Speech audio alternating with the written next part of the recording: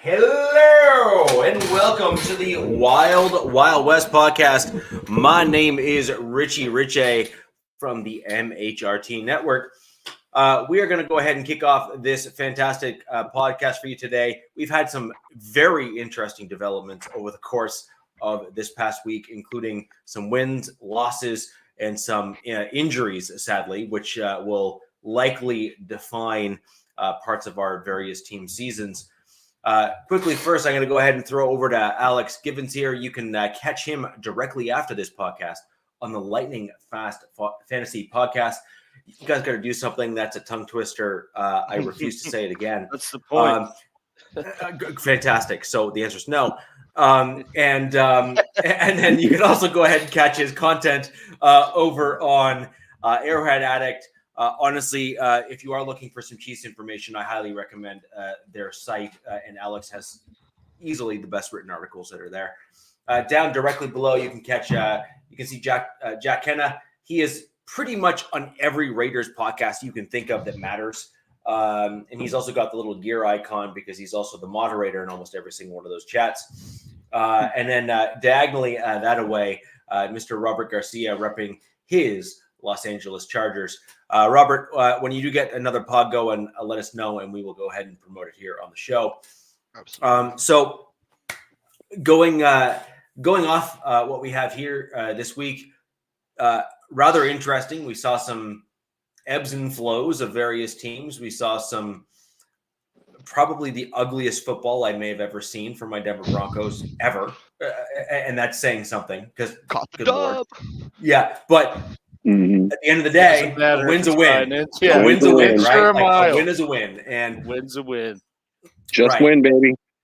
So, and then this next week is may actually be the most vaunted rivalry in the AFC West out of all four teams, the Raiders and Broncos. I really do think that might be kind of the creme de la creme in terms of the rivalry between the two teams, which is funny because the vast majority of those that know me are actually Raiders fans as well as Broncos fans. But if I had to slice and dice, it's probably an even split, which is kind of funny in terms of, those that follow me on X and everything else. So as we look ahead and kind of gauge a few things and all that kind of stuff, Alex, I want to throw over to you. There's been some interesting comments and rumors about your team, injury-wise, et cetera, et cetera. So I want to go ahead and get your take in terms of what's going on. So you just want me to talk about the injuries right now or us beating the Chargers? Well, injuries in your last game. Both. But, I mean, the injuries kind of go hand in hand with your last game a little bit, right? Yeah, no, definitely. So, yeah, as I kind of alluded to, in case anyone missed it, Chiefs beat the Chargers in SoFi.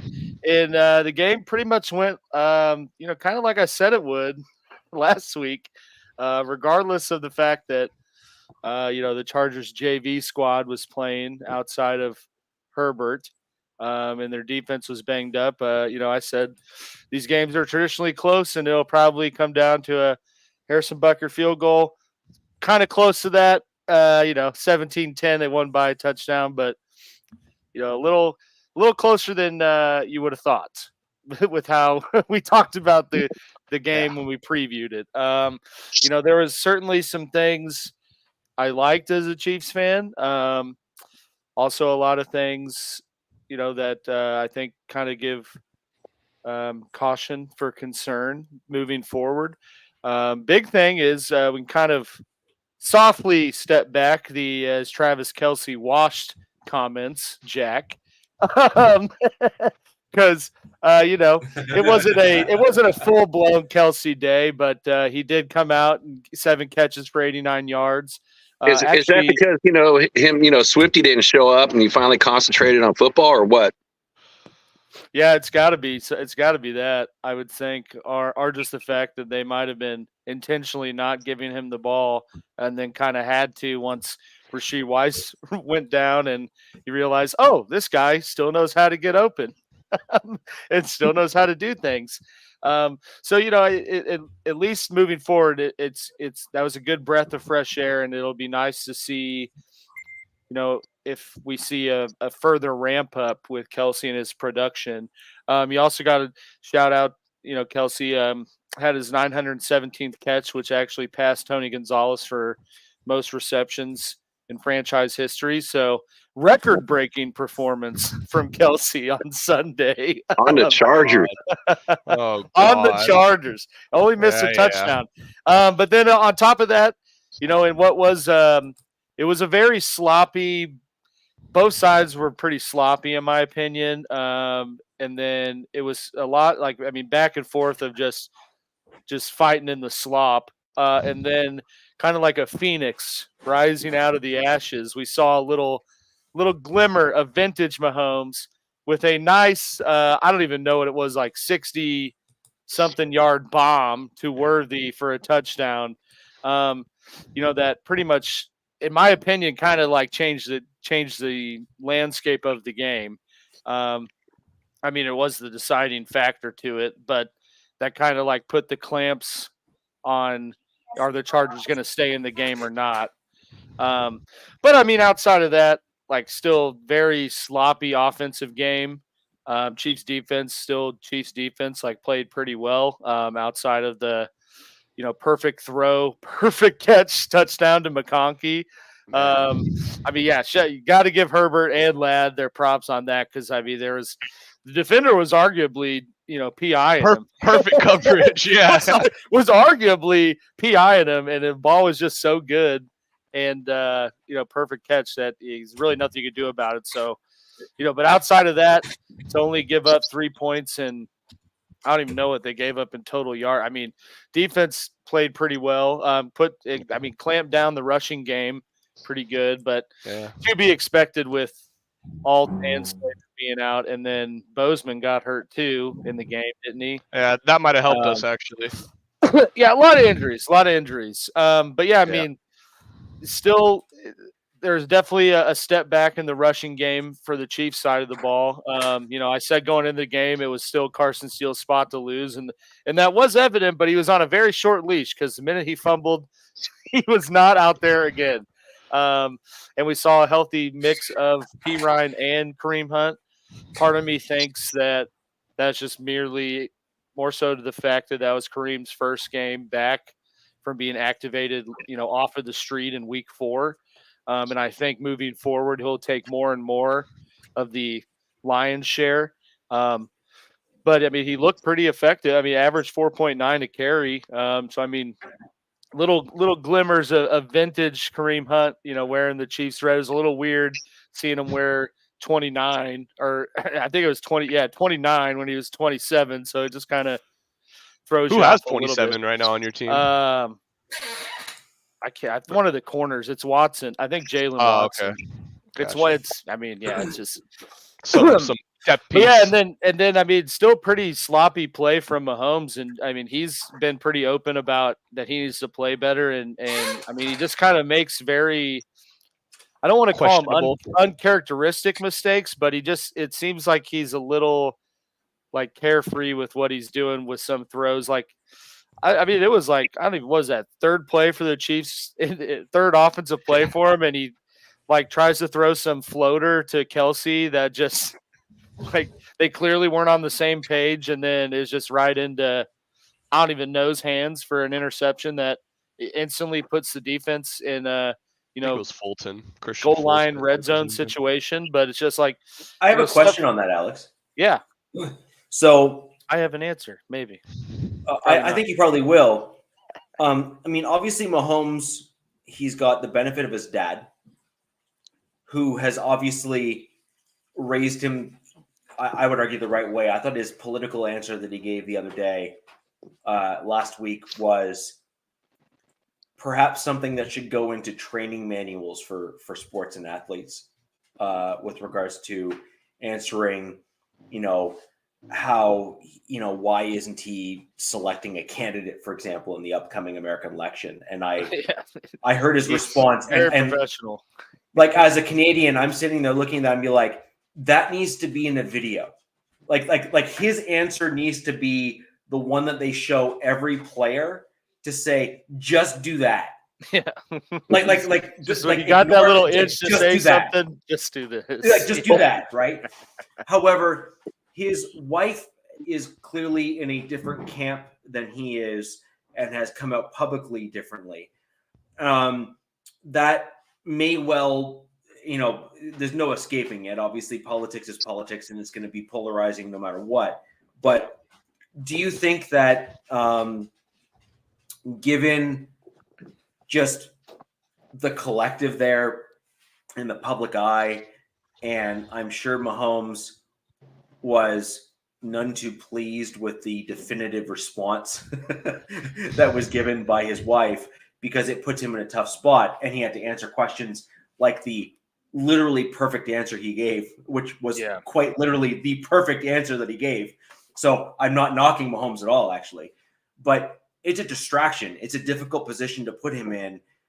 Do you think that there may be some tension in his personal life, given the just difficult position that he may have been put in, given his wife's spot? Do you think that might be playing a role?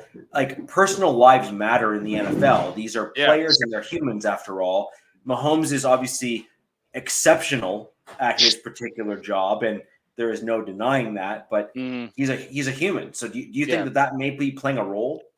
I mean, I wouldn't doubt that it does in some capacity, whether that's, a huge part of it or just, I mean, some part of it. It's certainly a distraction. And I mean, obviously he's somewhat a face of the league. He's probably one of the biggest, if not one of the bigger names that probably, on a more international level, people know. That's going to come with all sorts of different levels of scrutiny than even, the random player, on the 53 goes with. And, he's unfortunately been handed a little crappier hand than most in that regard, because so many members of his family are very newsworthy individuals in not the right ways. His dad seems to get a DUI every time he leaves the stadium, or our interviews intoxicated as hell after a game, and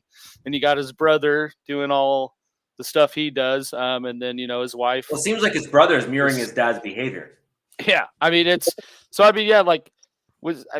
has to toll on someone. Like, I mean, just as you said, as a person, like, there's just no way that doesn't impact some things. But I mean, that being said, like, I mean, the dude is the ultimate professional. He's like the almost borderline lab created quarterback from the aspects of what he does on the field and how he handles that stuff. Because he never lashes out. He takes all the blame. He never, makes some sort of backhanded jab comment that is just blown up for weeks of what he meant. Everything is very thought out and perfect. So, I mean, he's certainly the person that's clearly been able to handle it up to this point.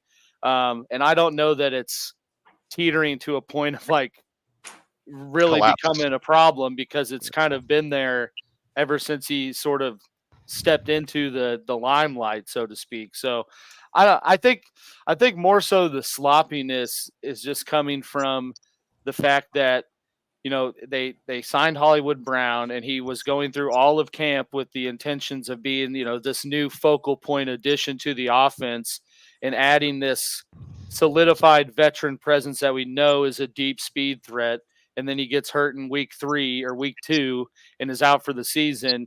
And then, I mean, pretty quick turnaround to week 1, you got to totally change the approach you're taking, who you're using, and one of those being your first round pick rookie, which, I mean, Andy Reid notoriously is difficult on his rookies, how involved they are.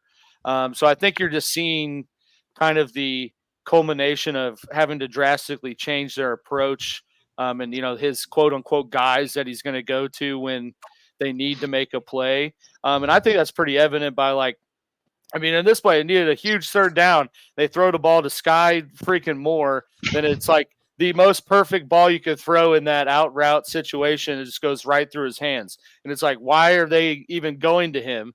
Because he's been totally irrelevant in the past year and a half. But it's just all these injuries that keep compiling they're going to have to, like, they got to find those next guy up.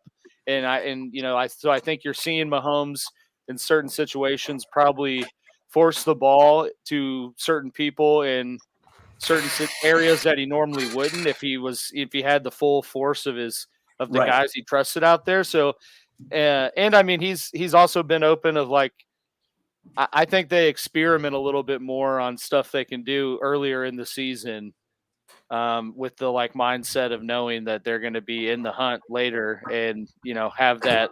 Well, I know back here, like, I tried to get it over the top with this look, and the safety ended up getting it. I'm not going to do that now because Reed and him are open about that. So I think it's just kind of like a culmination of all those things. But I mean, a very long way to say I don't doubt that, if I'm him and my wife's going on saying this stuff, and I got my brother, like, dancing on people's memorials and assaulting people in bars, and my dad doing all this, like, yeah,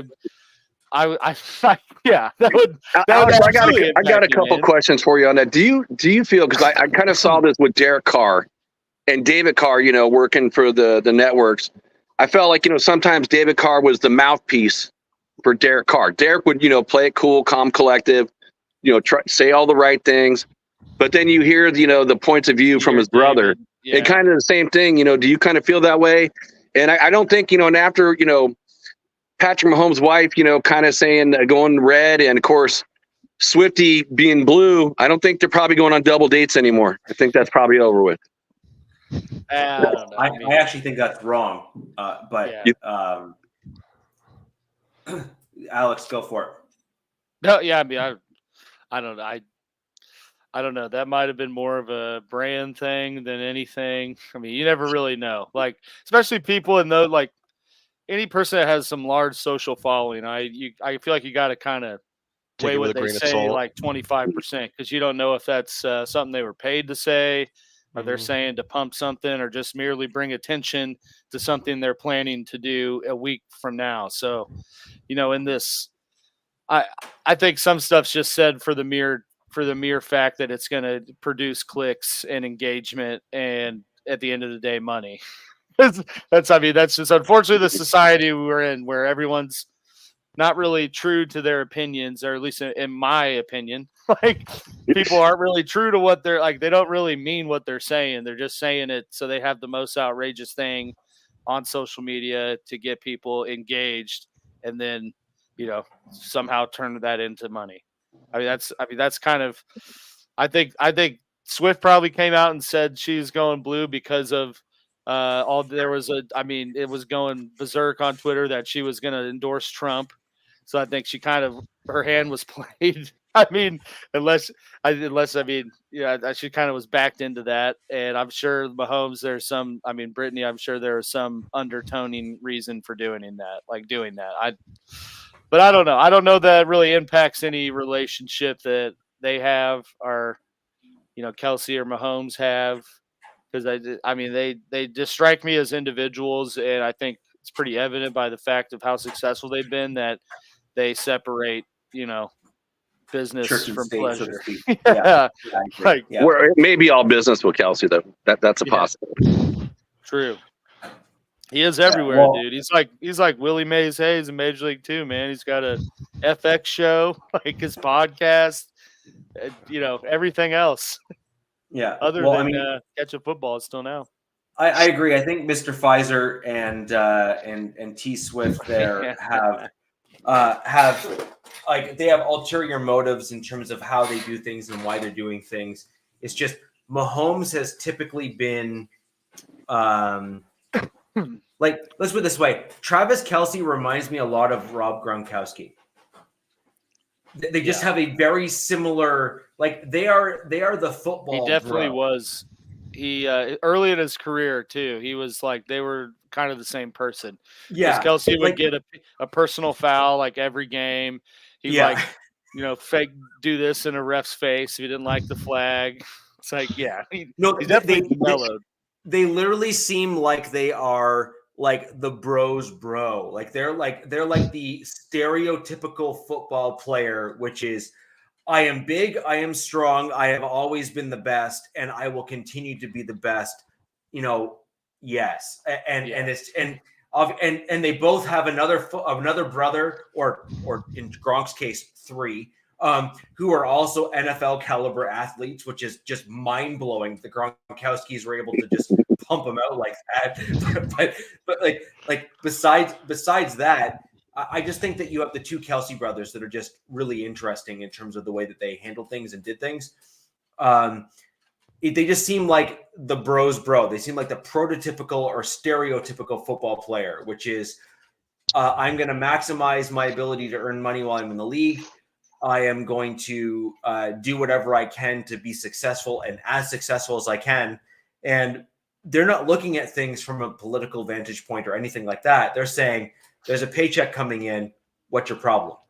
Yeah. And that's it. Like there is no other math involved. It's I got paid, I did the thing. I got paid, I did the thing. And then it's up to them to then reconcile.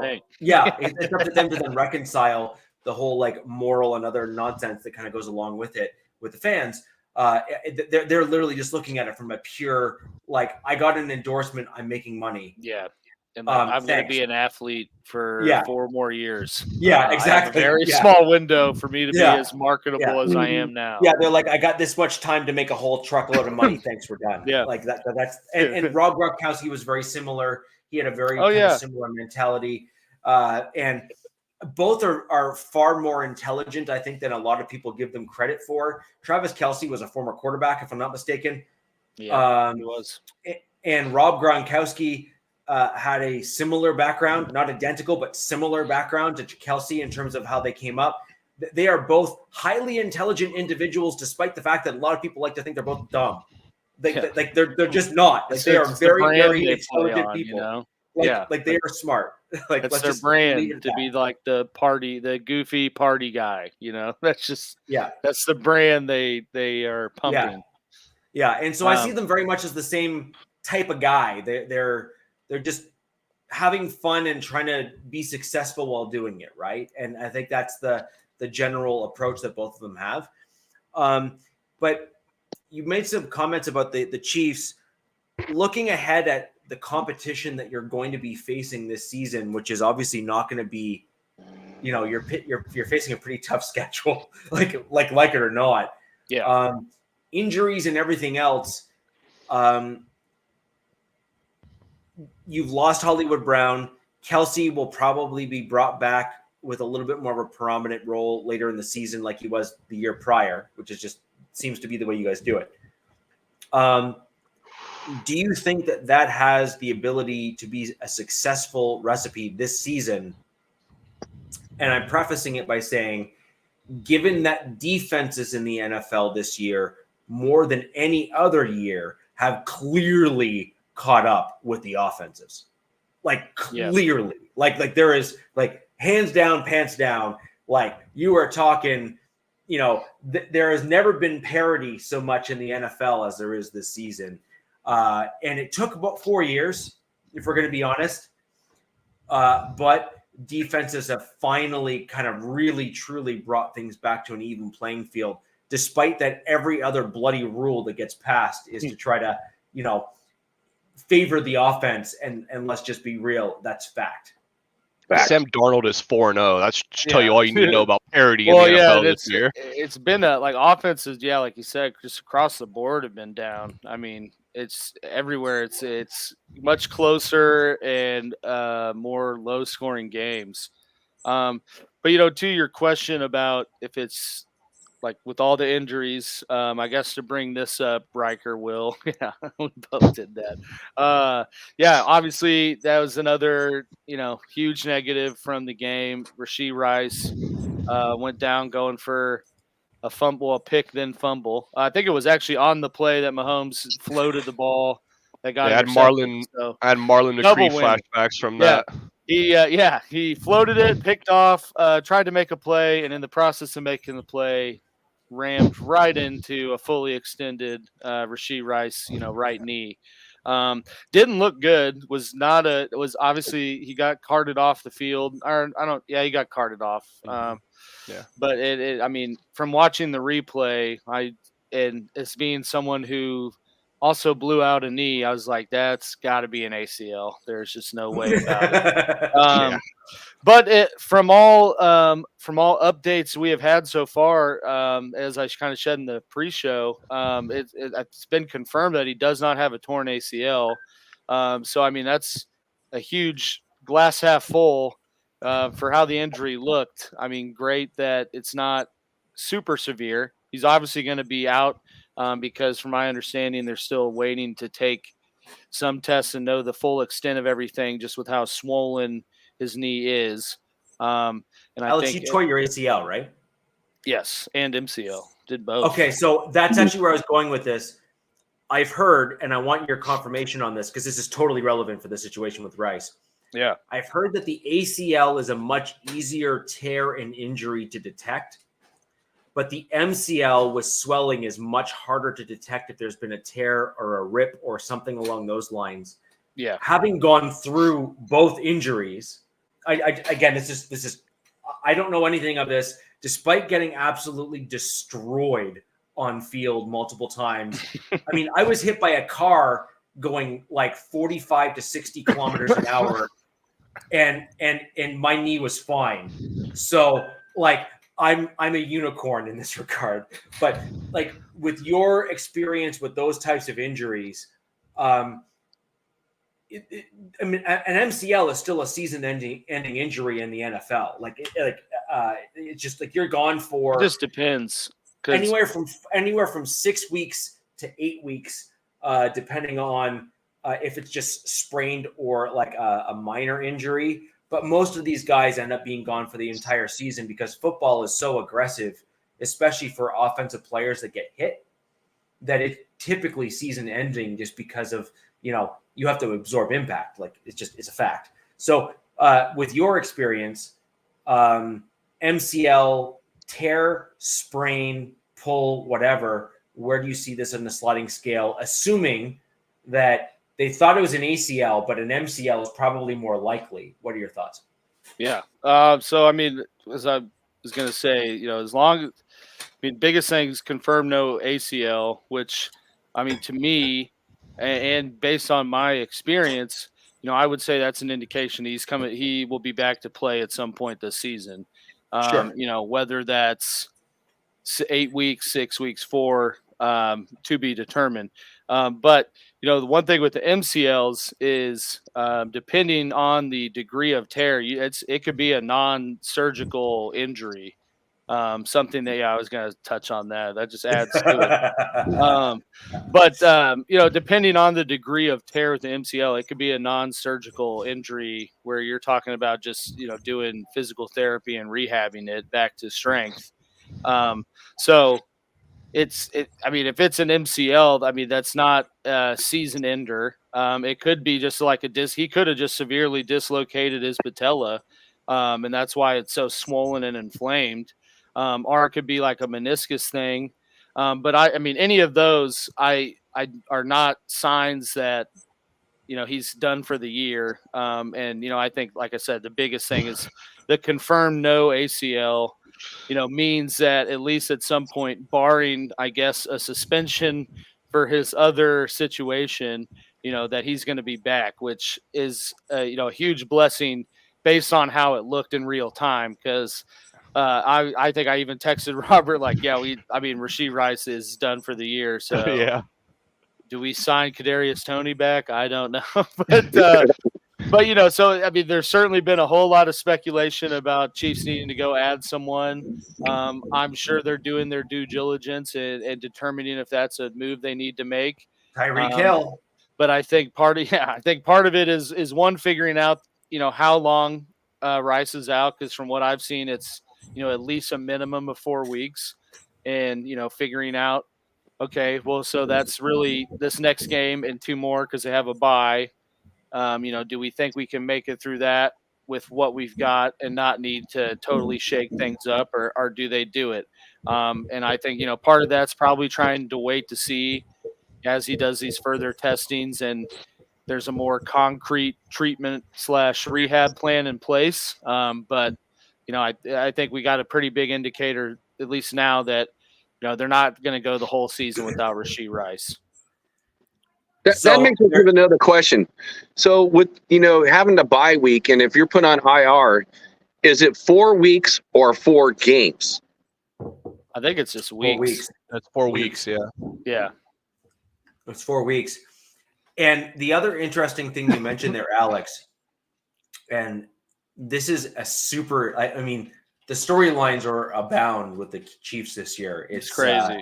It's really interesting because, you've had a few boring years there, and then, enter 2024, and it's like, dude, we can't stay out of the bloody freaking news, right? Like it's insane. That's what comes with the winning, though. That's right. Part of the game.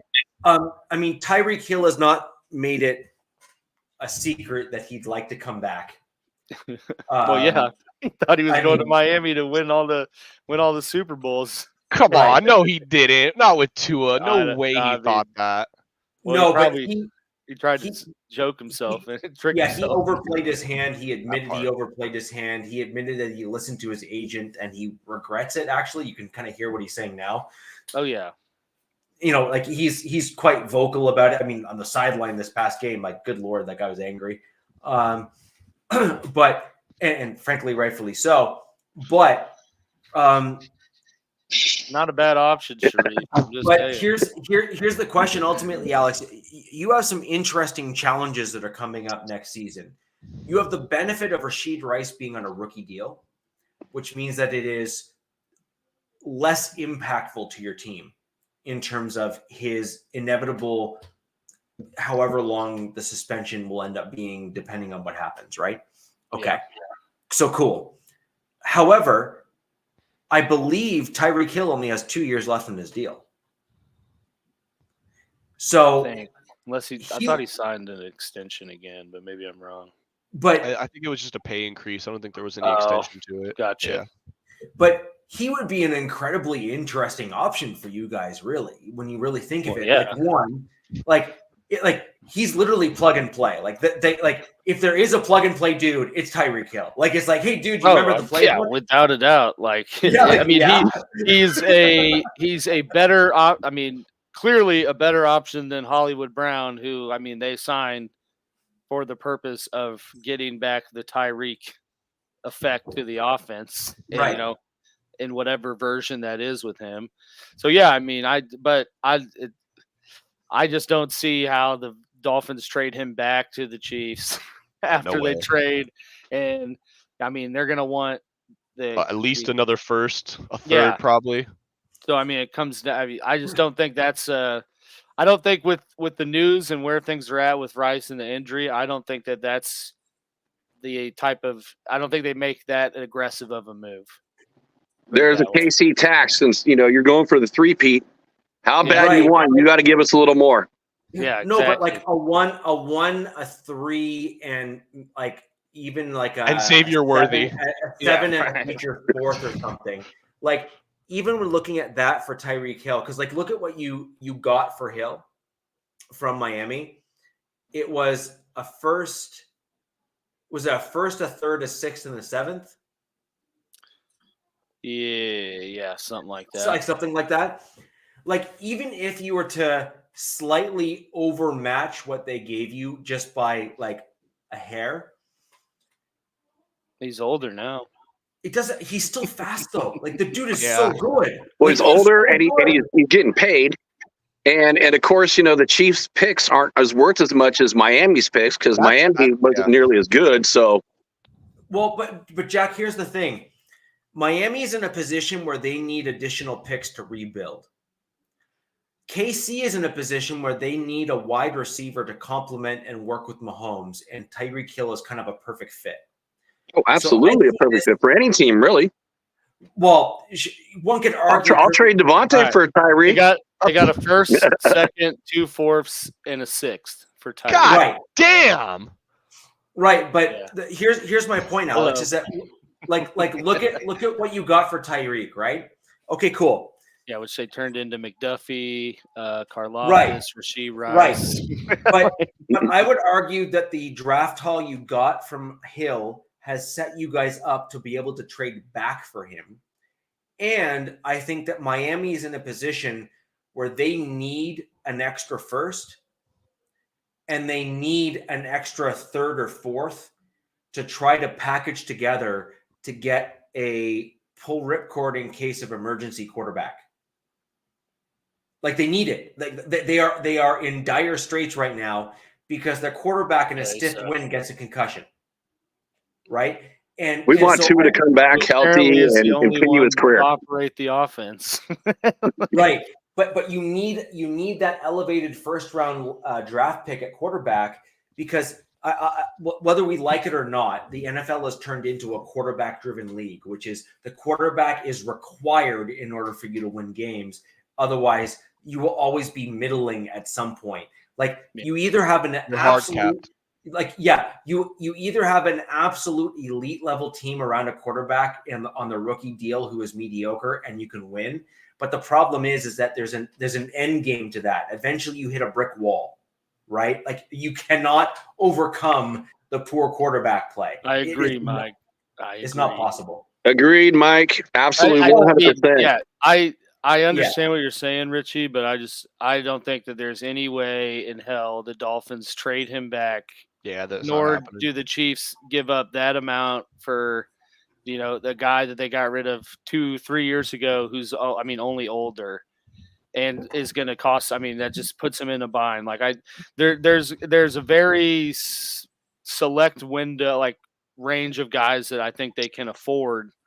With where the cap's at now, like Amari Cooper, DeAndre, Christian Kirk, like these guys with their that are the later end of their contracts, and maybe Deontay Johnson because I don't think he signed anything new. So, he's got traded though to the Steelers, it's the Panthers. So that's true. They could be in dump mode at some point. But yeah, I think if those are the kind of players they target. If they do make a move, because it will be, one fits with their financial constraints right now and is not, the pay the tax, for the three-peat. Whereas because as long as their defense is playing the way it's playing, they're going to be in every game. Clearly they have been up to this point, even with the offense not playing very well. And they got through a pretty rough stretch, at the start of the year with the Ravens. Bengals, they always play the Chiefs good, but it's going to be a tough schedule throughout, obviously. But you got to feel confident with the way the defense has played, coupled with the fact that they were able to do it last year with the most penalized offensive line and the receiving core that led the league in drops.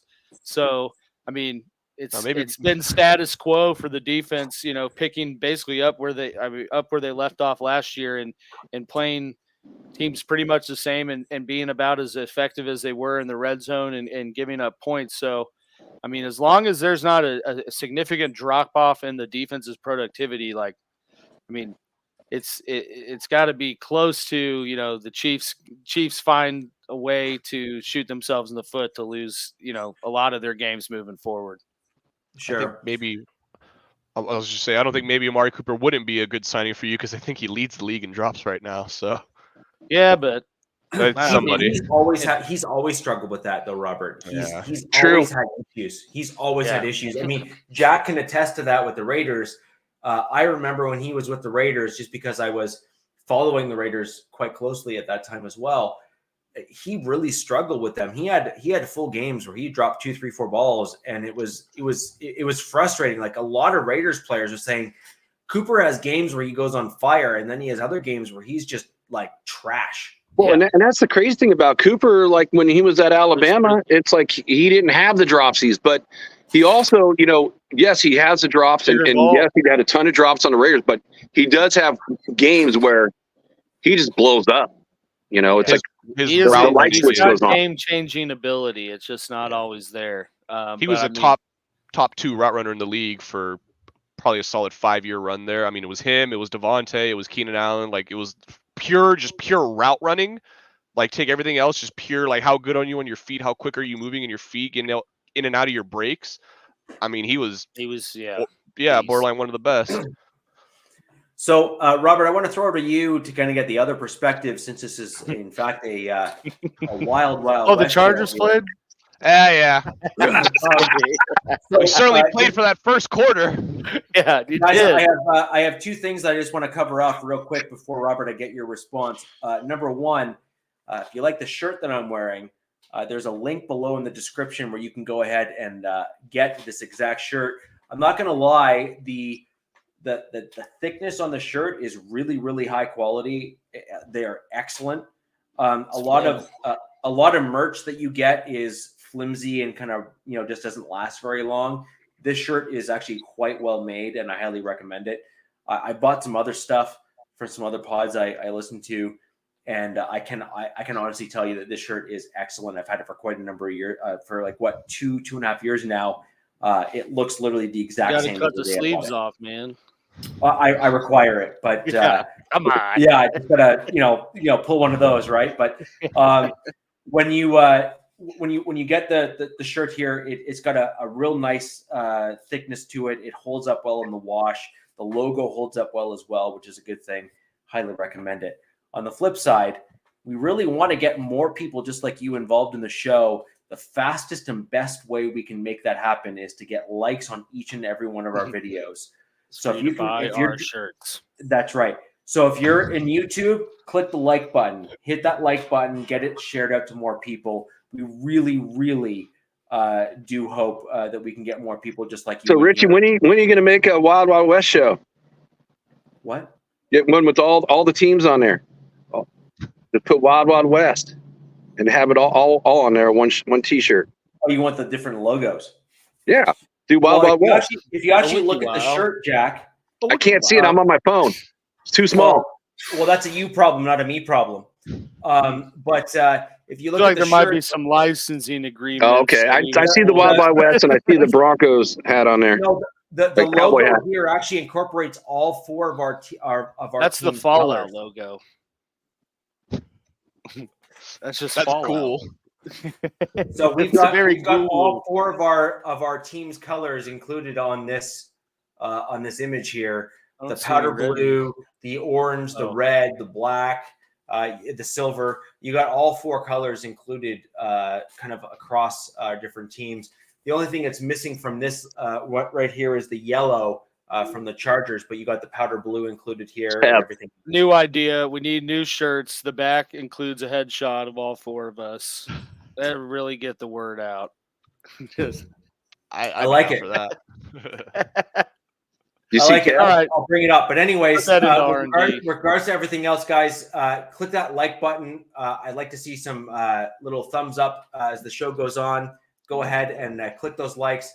And if you're joining us after the fact, because obviously not everyone can join us live, go ahead and leave a comment below each of the videos. It really does help other fans of the AFC West teams find us online. Robert, your thoughts on your game? Obviously, not ideal for what you were hoping as an outcome, but yeah. Well, I mean, I definitely also, pardon my voice, I'm still kind of getting over a little bit of a cold, so I definitely sound a little bit congested as Mama Gibbons makes an appearance in the chat. But it was DZ kind of nailed it right there. We went into this game kind of expecting to lose already. And I mean the penalties, man, that's been a huge storyline for these first 4 weeks. Not just last week for the Chargers. I mean, that's something that absolutely has to get put under control. I think we were at like 9 penalties for like 50 something yards or so. Yeah, 51 yards. Yeah, 9 penalties for 51 yards. Those were 9 accepted penalties because I'm pretty sure there was some. I just lost my train of thought. There was all right, Robert. Half of those are, again, look who you're playing. Yeah, I mean, they're always going for the other other squad. Sure. I get that. I get that point, but also like a lot of those were just like false start or just like pre-snap penalties, which were just, I mean, that's unexcusable. Like, and I mean that is unfortunately on coaching. Like this, for all the bad that Staley had, flags were really never that big of an issue. That's not to say that it was good, but I mean, it's definitely something that I feel like in this bye week, especially, Harbaugh is going to have to address with this team, because you're never going to be able to compete in this league if you're throwing up 9 penalties a game. I mean, that's just never, you're never going to be able to compete, and especially against the Chiefs, a championship caliber team, the back-to-back champs. You're definitely not going to win. And I mean, you had a 10-point buffer, still didn't matter. You still couldn't do anything with it. Offense without the 2 tackles was just non-existent. I mean, I kind of expected that going into it. The 10 points we did get were both off turnovers and short fields. So, it was more of what I expected. I guess what I didn't expect was the defense to play as well as it did. Obviously missing Derwin, but you saw that obviously with Kelsey's numbers. He cooked us. Not a horrible game. He's definitely had better against us, but I mean, this was kind of his coming out party this year. I mean, he went 7 for 9, 89 yards. Longest catch was 38. And I mean, yeah, Greg Roman, yeah, he used up all his good plays in those first 2 drives. The run game went nowhere. J.K. Dobbins, another, I'll just straight up say another horrible game. 14 rushes for 32 yards. I mean, that's and you called him the MVP of the NFL after 2 weeks. Out of here, Alex! Get the hell out of here! No, we suck again. Yeah, yep. Exactly. I mean, like I said, I expected it. We're an outside zone running team, and if you don't have your tackles, you're not going to go anywhere with them. Bradley Bozeman, he got injured, but honestly, it might be good riddance. I was talking to another fan over the weekend, and I was like, I think we bring back Will Clapp. He would have done a better job than what Bozeman's been doing at center this year. But yeah, the O-line is just in shambles right now. We needed this bye week so bad, and I was really against it earlier in the season when we found out that this was going to be our bye week. But now, I mean, it just plays perfectly because there is no breaks. We go right back out and face the Broncos, and that defense, I mean, it's as stout as it comes, man. Like I told Alex that this is why I wanted us to sit everybody this week. Granted, nobody really came out of this game injured, but I just thought, A, there was no way we were winning this game without our 2 tackles, and B, you're going out of your bye from a divisional game into another divisional game. So, hey, Robert, yeah. We've had 12 sacks across 2 games. Like I said, we need the O-line back. So, it is what it is. Yeah, I mean, Chris Jones, game wrecker. I mean, that dude's just insane, man. I mean, it's almost stupid at this point how, there's no closer position in football, but if there was a closer position, it'd be Chris Jones. Like, that dude is just, I feel like Andy Reid tells him, like, hey, just play on 50%, and if we're still in a 1-possession game by the 4th quarter, just go off. Go get a sack. Yeah, go get a sack for us. It's going to end the game. Like, go do what you do. I mean, there's no one like him. No, there's not. And it's so upsetting, too. I mean, he's a beast. we said this in the offseason, who's the more important piece to sign? Would it be the cornerback or Chris Jones? Chris Jones. It's not even close. Well, I think we all agreed it was Chris Jones. It's not even close at this point. That dude is the heart and soul of that defense. Well, and you look at it like a Myles Garrett, someone who's on the top of his game, or Chris Jones. You got to go Chris Jones because, I mean, he's closer to the quarterback. If I had Chris Jones or Myles Garrett, I would trade Myles Garrett and keep Chris Jones. Oh, yeah. Mm-hmm. I think the only edge rusher, or I guess pass rusher that I would have a really tough time with is TJ Watt.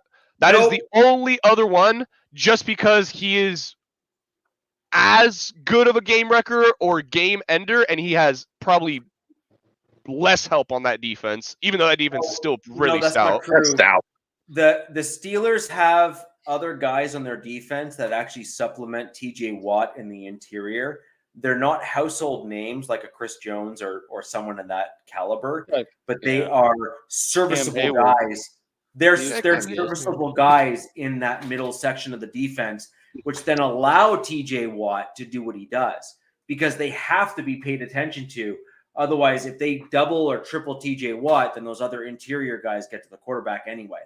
So that's the same case. The thing that's unique with Jones is that, I mean, he's traditionally, by size and by I mean, every down work, he's an inside, D tackle. But when you get in the passing situations, he He's can a be DN. effective and elite from any position on the line. Yeah. So, I mean, he's arguably one of a kind in that regard with how they use him, because he's not just coming off the edge.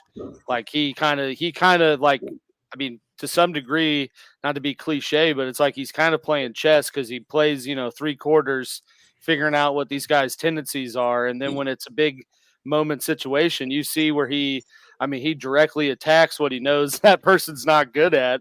And, he'll switch with the guy knowing, oh, I can beat this guy on the inside right here. We need to stop.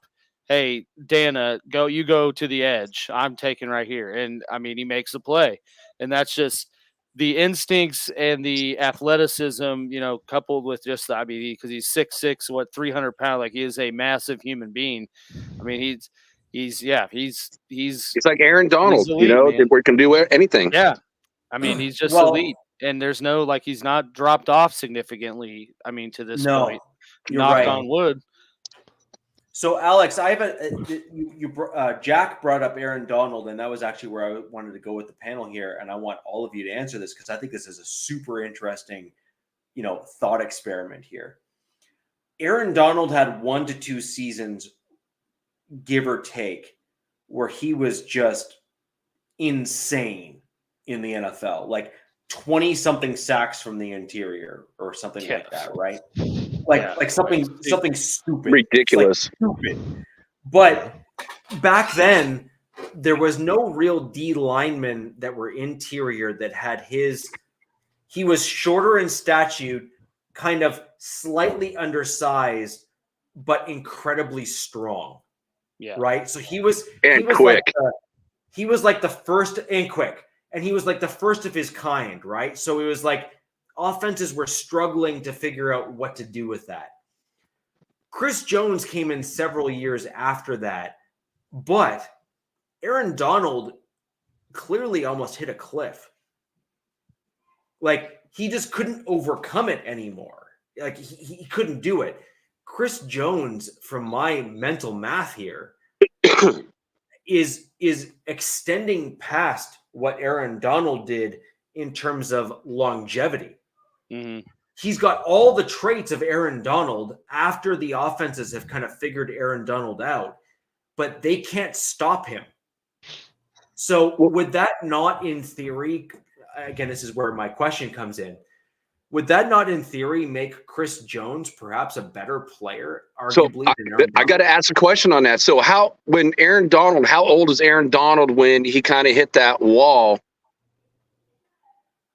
I mean, I don't know. I think Aaron Donald really only hit a wall in his last year.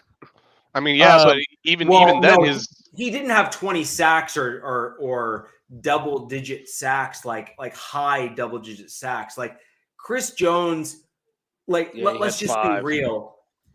Chris Jones in the Super Bowl, in my opinion, was the reason why you won. Yeah. Okay? Oh yeah, he made the play.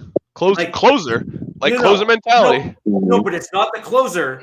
It's the play he actually made before that. Like, this is the thing that so many people miss. Chris Jones made the play prior to the closing play that ended the Super Bowl. He actually pressured he made the first 2 pressures prior. Like that's the thing that blows my mind. Dump his pants, man. Yeah, like the dude was insane. Like there's no other way of putting it. He was the reason why the Chiefs won that last Super Bowl. Mahomes played well. Chris Jones played elite. Oh yeah, I don't disagree. Yeah. I'm trying to. There's a difference. My bad, Rich. I thought you were talking about the Rams Super Bowl and what Donald did to end that game. No, Donald was a game wrecker in the Rams Super Bowl win, and there's no denying that. But the point is that Donald really had 2, if I'm not mistaken, years of where he was like 20 plus sacks from the interior. He only had one 20 and a half. But then he was on a decline after that, where he never really returned to that form where he still played pretty damn good after that. After this 20 and a half sack season, he had 13 and a half and then 12 and a half again. Right, but what has Chris Jones been at?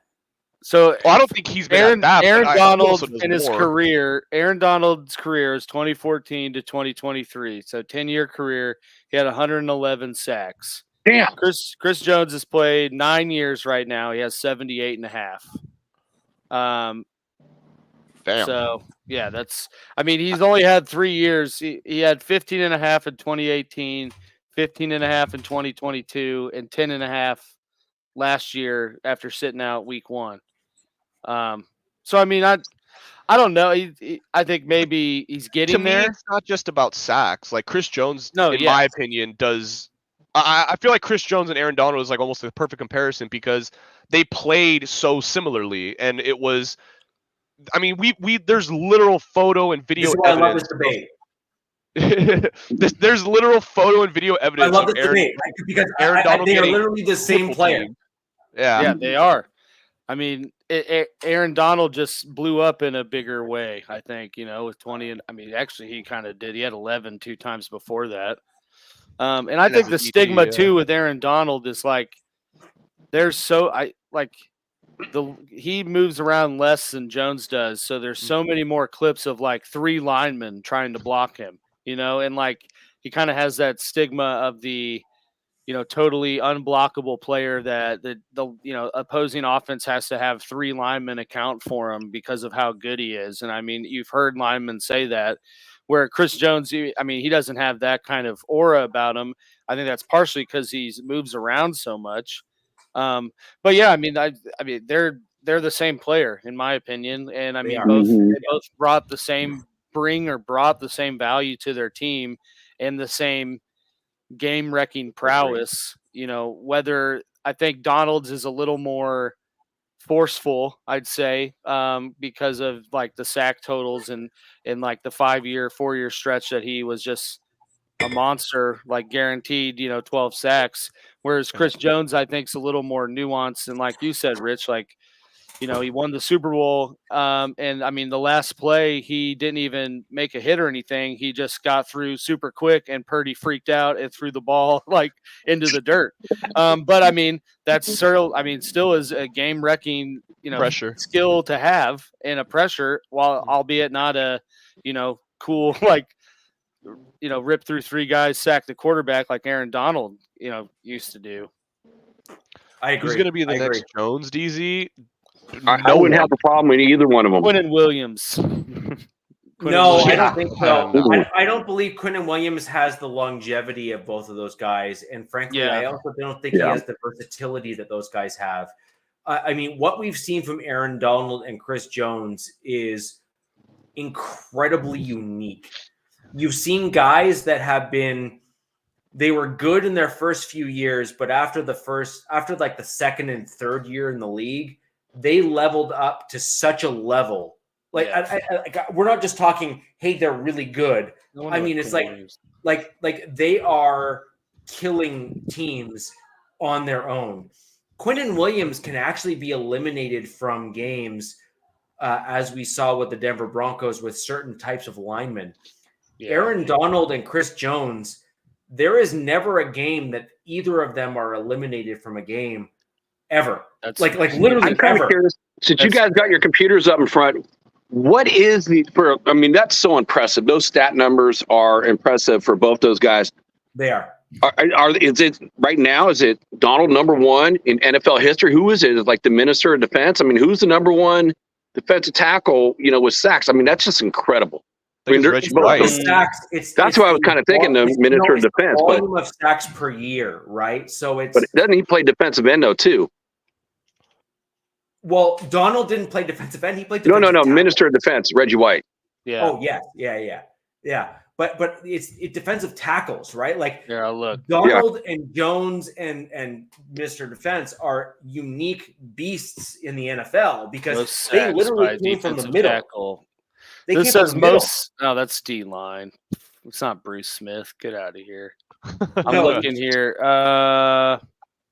You can't compare John Randall. Oh yeah. Oh, Minnesota. 137 and a half. He's probably the most true D tackle player that I'm looking at on this list. Calais Campbell, 107. So Donald's second.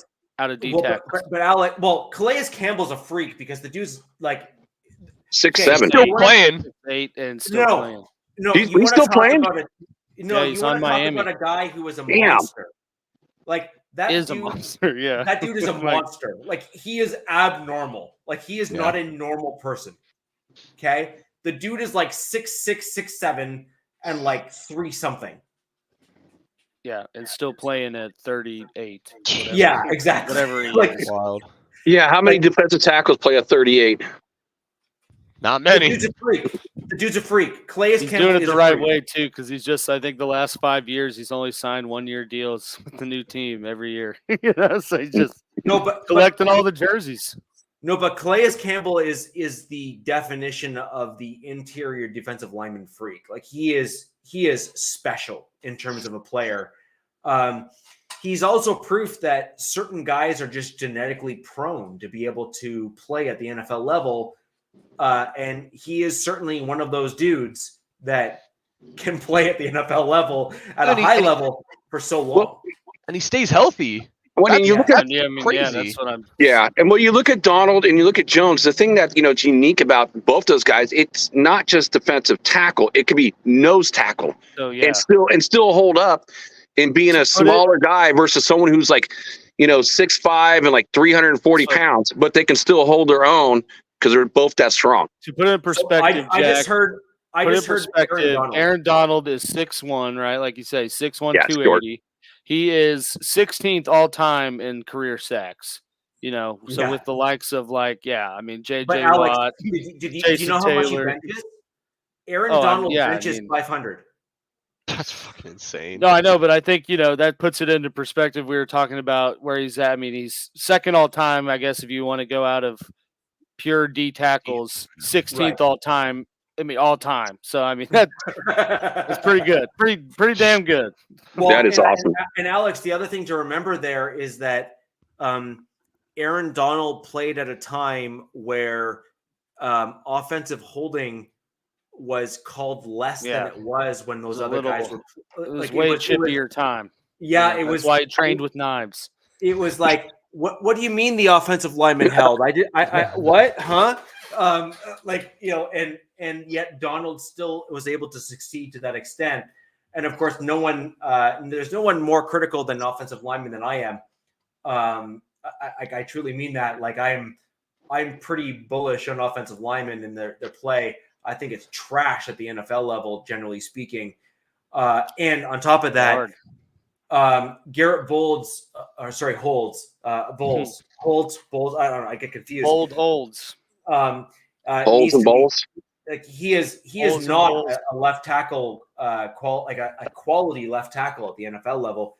He just grabs onto dudes' jerseys and gets away with it because the NFL is just letting it go. But we need to get going on to some other stuff in the game here. I'm going to quickly review my Denver Broncos, and then Jack, I'm going to throw over to you, and then obviously Jack, we need to talk about our matchup coming up. So, absolutely, real quick, my Denver Broncos. There's a few things that I have not led you wrong on since things have gone on. One, Alex Plowjewski, I don't know, I can mispronounce his last name. It's got a few too many syllables for my liking. But Alex P, he is our right tackle. Poletsky. Sure, whatever. Anyways, Alex P on the Denver Broncos. I predicted as soon as we announced that he was going to be starting at right tackle. I said it here all along. He will take the job from McGlinchey. And it is my prediction and has been my prediction since the beginning. McGlinchey will not have a job to come back to. No. That dude is killing it. Got like 40 million though. Like, I don't care. Like that's an unfortunate backup situation, but at the same time, if your goal is winning games, like there is no comparison between A and B. I'm sorry, there just isn't. Like, so here, let's just put this in perspective for those who are not Denver Broncos fans. I don't expect everyone to know these numbers, but these are important things. Number one, the Denver Broncos gave up a whole boatload of sacks in the earlier stages of the season. That's why we went 0-2. Since Alex P has been in, the Denver Broncos have given up exactly goose egg number of sacks. Wow. That is impressive. Thanks. I'm done. Yeah, definitely no job to come back good. to. Thanks. Bye. Yeah. like, this is my point, right? Is how many times on this show have we all collectively spoken about the importance of having quality bookend tackles on both of our teams? So, like the Chargers, healthy ones. Healthy ones at that too. Yes, agreed. Well, I mean, look, fluke injuries are going to unfortunately happen. We need to see if this is a trend for your team, Robert, with Alt. Yeah. But at the end of the day, like quality tackles on both left and right side allow you to seal edges and allow outside runs, which typically allow for longer runs down the field, because you're able to have a running back going against a much lighter cornerback or safety, which typically lands them in longer run yards, right? Like it's a fact. Like it's just the way things work. However, most runs that are successful tend up going up the middle because they're able to hit the hole faster, right? So it's like an A and B kind of comparison piece. But with Alex P at right tackle, we have had 0 sacks. We've had a much more successful run game. I think that he will improve in pass pro. It is my prediction that he is yet another undrafted free agent rookie that the Denver Broncos have found in their scouting department, which is like, let's just put it this way. Right tackles and left tackles at the NFL level in the upper 90th percentile. This is not even just hyperbole. This is just a fact. The most successful left and right tackles are found in the first round of the draft. Yep. Yeah. Right? Like, this is a fact. This is a fact. Yeah. And yet one of the most one of the most direct translations from college into the NFL. Yeah. Exactly. It's like you get them in the first round, and actually furthermore, the most successful left and right tackles are typically found within the first 15 picks. Yeah. Well, you're going to look at the height, weight, speed of all these guys. What? I mean, look at the height, weight, speed of these guys drafted in the first round. They're huge. I mean, you can't teach size. And what's Joe Alt? These guys are 6'8"? freaks. Joe Alt 6'7". So Joe Alt is 6'7" and runs like a 4.5 40. It's stupid. See, No. he can move like that. He doesn't run that fast. He runs like a Or 40. He's got a lot of technician though with him too. And he's strong as an ox. According to Wikipedia. 6'9"? They said what? Wikipedia has him at 6'9", 322, and he ran a 5.05 40, which might as well be a 4.4 for a lineman. He's 320 pounds, and he ran a 5. I didn't realize linemen 40 times started with a 5. My point, though, right? Yeah, which is that is a freak. Like I don't care. I don't care who you are. I don't care how you assess things. When you have a dude who's 6'8" or 6'9", and if you're debating between an inch at that height, it's irrelevant. Okay? Like, if that dude is able to move that quick and is that nimble and is that flexible at that height, size, weight, his and cone speed. His cone drill is 7'3". That's pretty good. That's high. That's elite. Big. Yeah. That's So- pretty good. God, please come back, man. But that's my point, right? Like Jack, I'm agreeing with you, but just in a different way. Typically speaking, guys that test that well or do that well, they don't make it outside the first round, right? They just don't. It's a premium position too. Yeah.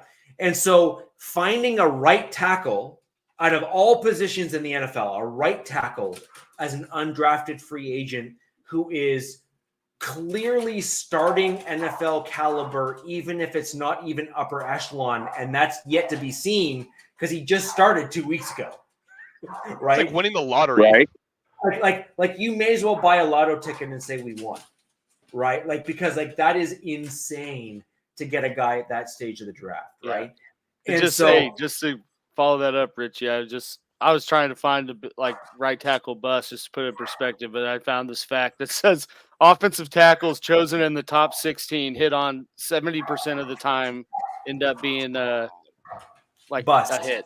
No, not a bust. Unless you're the Raiders drafting Robert Gallery. Right? So 70% of the time, if they're taken in the top 16 picks, they are as advertised, if not better. Right. So all you're doing is proving my point, right? Like literally. That's what I was doing. And for the record, My hands are here. I didn't even look that up. Right? Like, I just know.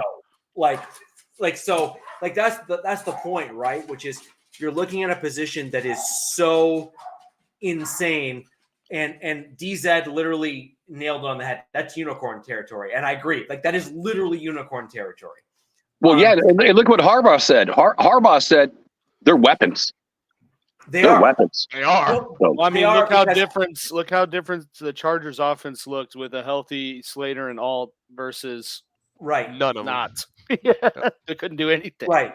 And so imagine being able to go and target skill position guys that are higher caliber because of their athleticism, and getting a dude that would typically be required to be found in the first round.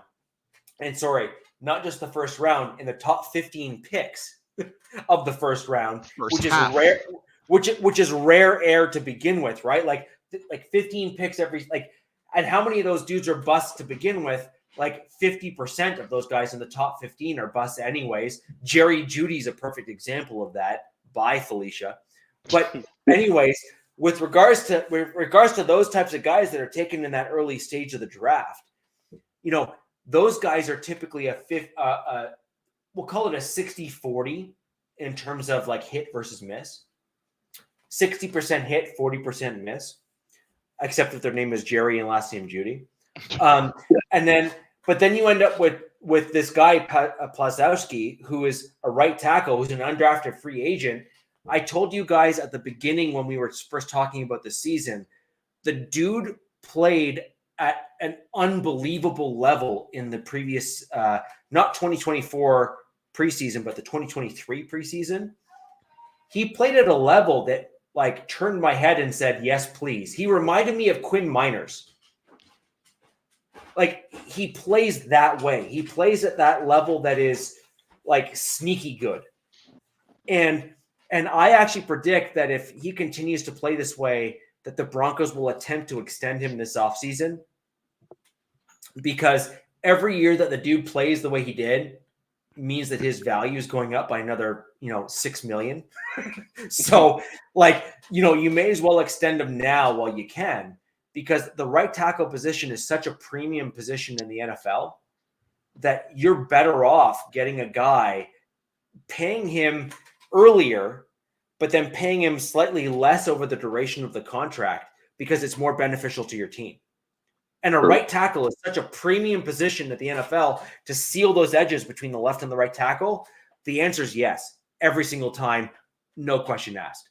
And so I predicted that early on. I will stand by my prediction regardless of what happens.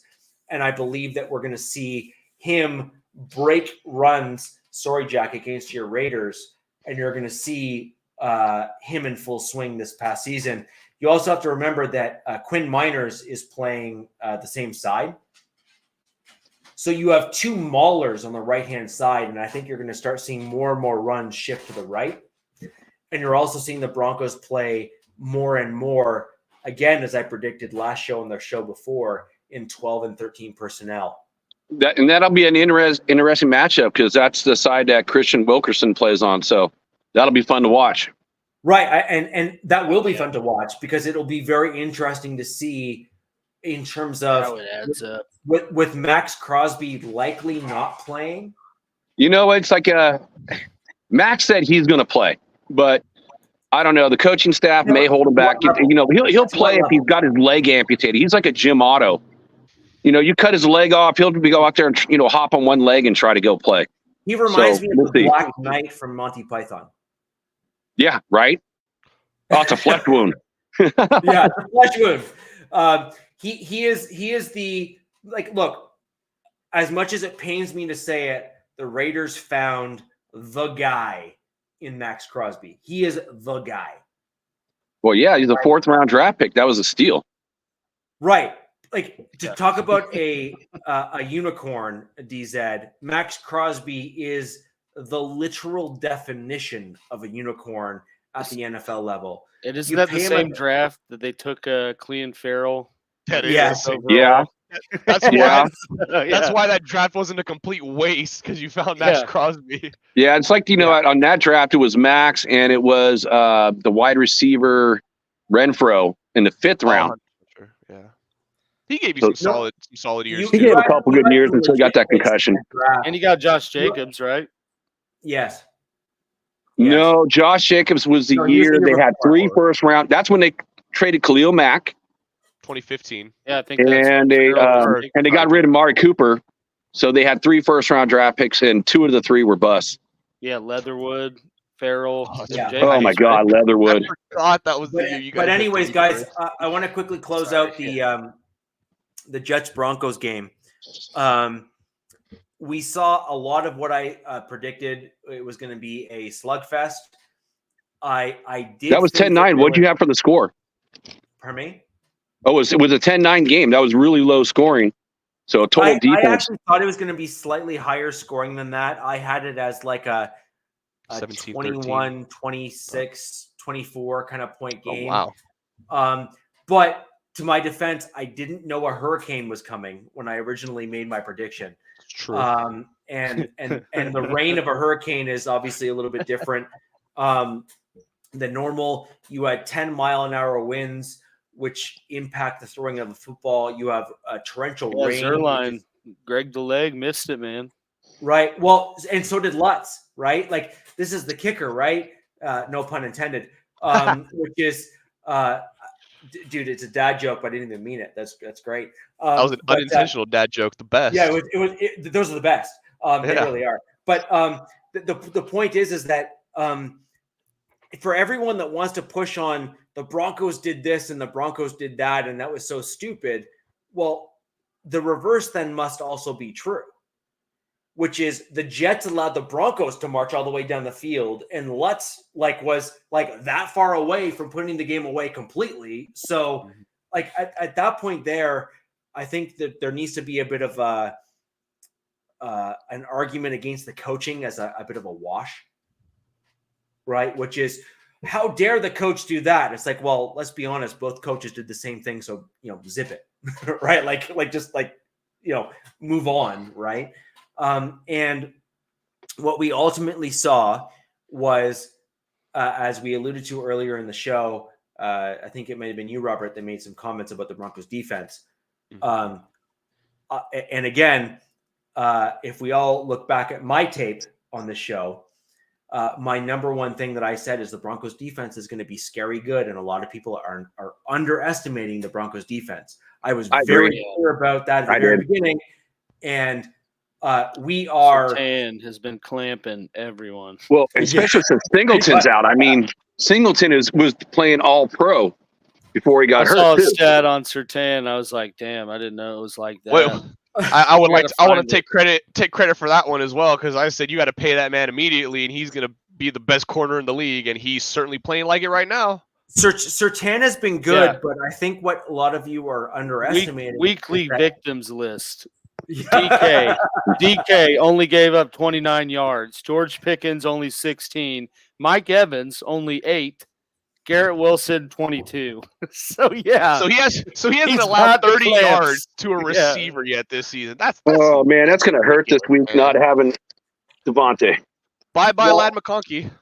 The other thing to consider as well is that what's actually hurt most other opposing offenses isn't Surtain per se. It's the fact that Riley Moss has elevated to like Trey McDuffie level or higher, depending on what stats you look at. Like Riley Moss was a healthy scratch in almost every Broncos game last year. And yet he comes out this year and looks like he was like an under the radar all pro. The Broncos were just like, evil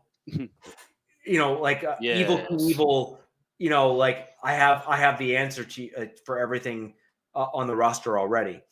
And then of course the other flip side there is McMillan has been a lockdown slot corner.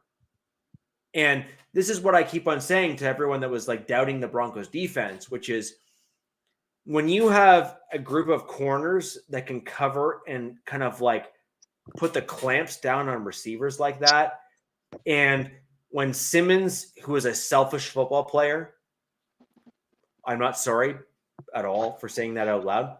Sorry, not sorry. I'm sorry, but not sorry. Mm-hmm. He is sorry, a good. but not sorry. He's a good football player. Don't get me wrong. He is certainly statistically in a higher caliber of football player. But when you play selfishly on a football team that requires team play, the best players and the best teams, the Patriots are actually a great example of this. For all those years where they were Super Bowl champions, or even made it to the Super Bowl, like was it 13 years or something like that in the Super Bowl or something stupid like that? That like case in point made.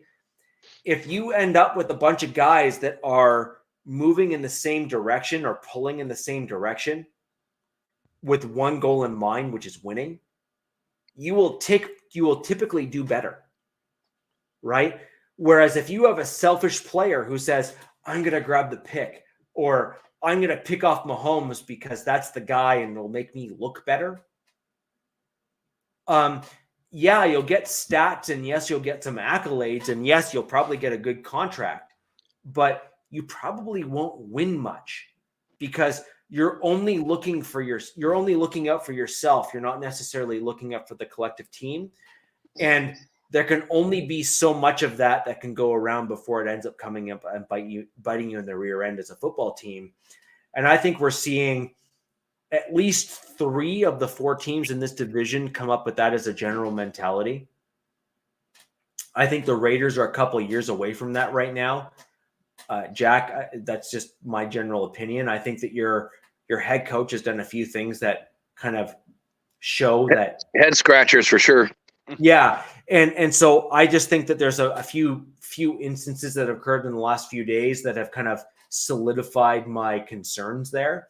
But when you look at the team play and when you look at players that are coming in for Sean Payton, not because of Sean Payton, but for Sean Payton, I think that shows the level of coach. We see Andy Reid with similar players.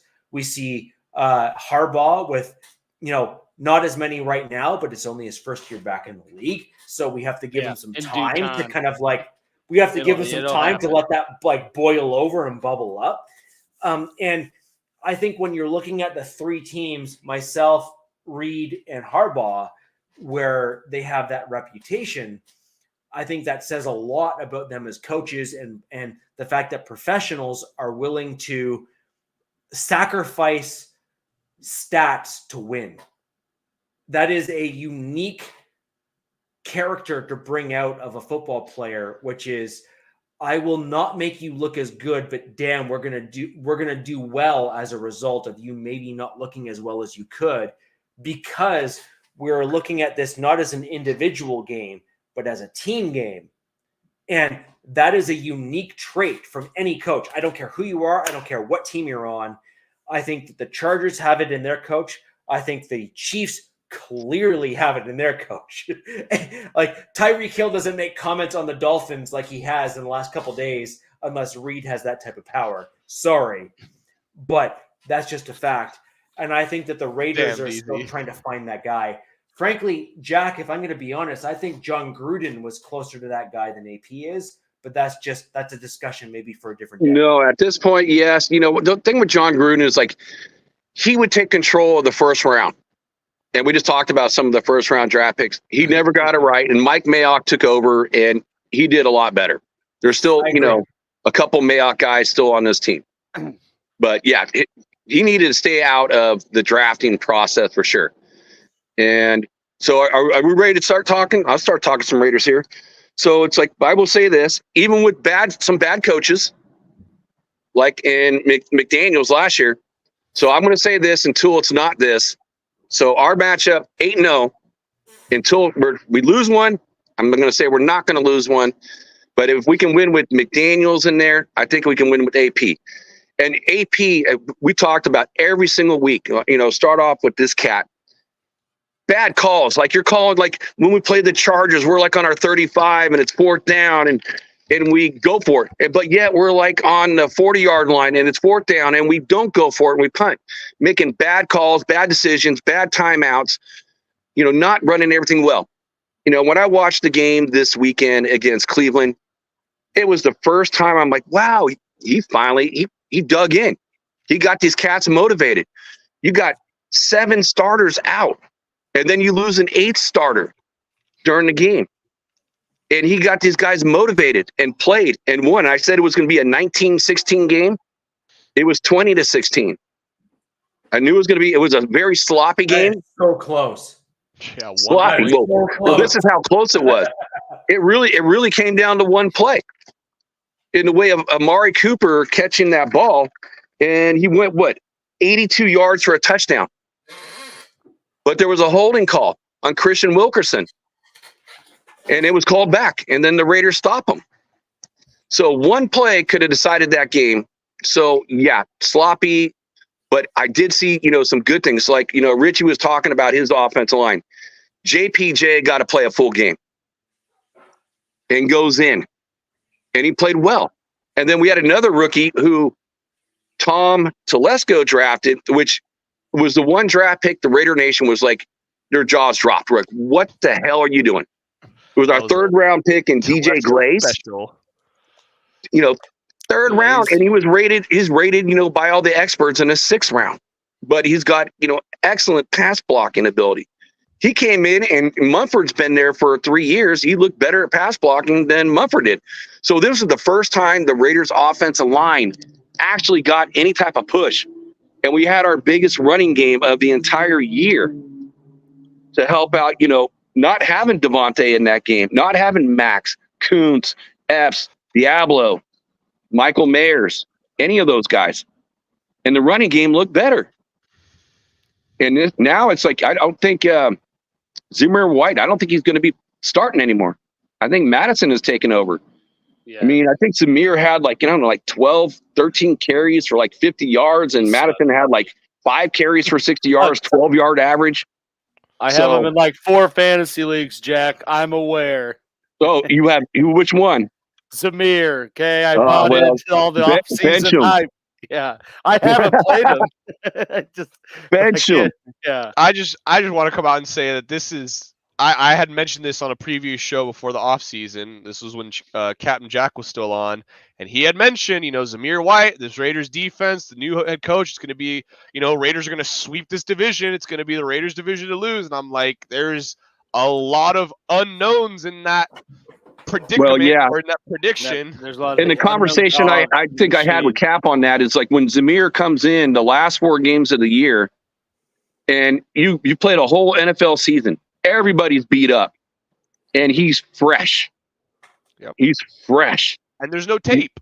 There's no tape on him. Everybody's what they're watching is that is the tape that you're going to get on him. They're watching what they saw from Georgia, pretty much. Yep. So yeah, it's an improved offensive line, which is good because again, since you're back, same thing. With your offensive line is the way I see with my offensive line. Jackson Powers Johnson is the real deal. I mean. He's been hurt since the Senior Bowl, doesn't go through training camp, comes in, and he plays dominant. I mean, he just beats up on people. And then I said DJ Glaze, who was the 3rd round pick, who was rated as a 6th round draft pick, comes in and plays better than Thayer Mumford. And Jackson Power Johnson can play either the zone or the power. DJ Glaze is actually better suited for the zone, where Mumford was better suited for the power. So I see a better, pass defense. And, even though, Garrett was hurt, he got 2 sacks, but only once. Glaze only gave up 1 sack to Garrett. And I can't say there's almost a better defensive end, even though, yes, he's got a couple nagging injuries on him.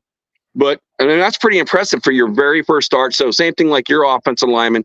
So I'm interested to see that, happen. The Raiders finally got the most rushing yards they've had for the entire season. So you're not relying on the pass. What I saw Cleveland do is I saw them kind of shut down Bowers. They're putting more, more eyes on him since Devontae was not in the game. Trey Tucker. But I will say this, hope you still have him in your league there, or Alex. I do. I started him in Dynasty Tucker- last week. I look like a genius. Tucker's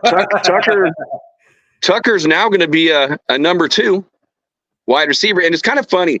And I kind of see the way they're kind of molding this team. If we'll talk about Devontae here in a moment, guys, but I'm seeing them kind of molding the wide receivers kind of after your Chiefs, going for a good tight end, wide receiver that can just burn the field, and another receiver that's got, he's got good hands and route running possession guy. Exactly. And so Myers. I see they're doing that type of, modeling, which, most teams do. When you got teams that could win to the Super Bowl a couple times, you're going to kind of model, what's going on there. So, yeah, Tucker, 5 receptions, 41 yards, touchdown, and 3 rushing yards. Yeah. So pretty good. We may as well get right into it, Jack, with your comments there, which is Let's do it. So again, going back to AP, my first thing was AP. Gutsy game. I took some notes when I was, watching the game, and I'm like, this is going to be a game from him just saying a business, it's a business decision. I'm like, wow, why would you air that public? Why would you not keep that private? Who are you talking about? And we talked about like who we thought he was talking about. Either, guys are going to lose their jobs. Guys are going to get benched. The team is either going to be divided or there's going to be an increase in play. And what I saw out of that game, that was the best game pretty much. And besides that quarter and a half against Baltimore as a whole, that was the best game they played this year. Now, with that being said, and Jack Jones, they sat him down for 1 quarter, which is AP's guy. He's known him since he was a teenager. So he's like, hey, I got to give you a timeout. Go sit in the corner, for a quarter. But Jack, and come back in. Hold on. On that note, that's who, in my opinion, who AP was talking about. Well, no, that's where we're going to kind of go with this, which is kind of interesting, which is kind of transpired. And what everyone in the NFL land is like talking about right now with Devontae. So it was kind of interesting that, after that was said, Devontae went on air and said he agreed with Antonio Pierce. People taking plays off. And then mysteriously, like, I thought it was kind of a bogus injury because let's go back to kind of like AP. AP came over to the Raiders to play with Derek Carr. Derek Carr and McDaniels don't get along. Derek Carr gets cut. Then, in the 2023 preseason, Devontae doesn't play any preseason games, just like he's never done in Green Bay. Correct. Now, AP had his son, so he missed several weeks of preseason. But when he came back, Devontae. this is his words. I prefer not to play in the preseason. Antonio Pierce says, if you're healthy, you're playing in preseason. Oh, mysterious foot injury. So he misses the 1 preseason game, doesn't play. And then after the business decisions, then it came up with the hamstring. So he didn't play in Cleveland. And at first, I think a lot of people said that, that was kind of a bogus injury. So that might have been his punishment from AP. But Diana Rasusi, it's like, I don't know how you say her name. Rossini, she came out today and said, nope, that's a legit injury. He has actually got a hamstring injury. But there's button heads right there. But would he play through it if he wanted to be there is the question, I think. Well, if you ask Max, he would say, your ass better be out there. I'm like so happy right now. Oh. Raider fans are starting to see what it. Charger fans suffered through for What a you decade knew for plus. years. Yeah. God. Took 4 weeks. It's like the only silver lining of this season so far. No, actually, so far, Tom T's draft, I've liked it. I said, you got your first 3 picks. They are starting now. So I would hope. Well, exactly. I would hope. It's starting. You're 4 weeks in. Let's give it some time here. We'll see what happens as the season goes. But I promise you right now, it's still early enough that you can look at it and be like, oh, it was a good draft. but you can't properly rate a draft until about 3 years later. No, 3 years total. I mean, Yeah. but when you see improvement, from putting your rookies in there that have no game experience and they're playing better than the veterans that were out there, just like what you said with your guy there, Richie, it's like, you got to like what you see. So it makes you happy with that. So Jack, the big question with your Raiders is going to be, a couple questions here. One, your scouts and the guys that are giving direction to your head coach and GM, where does your GM start and end? So, for example, does Telesco remain involved all the way through the latter rounds of the draft? Or does he go round 1, round 2, and then say, peace out, this is up to you, my man, and then, goes gets a Mai Tai? I don't know. I wasn't in the draft room to see it. I would think it's a collective effort.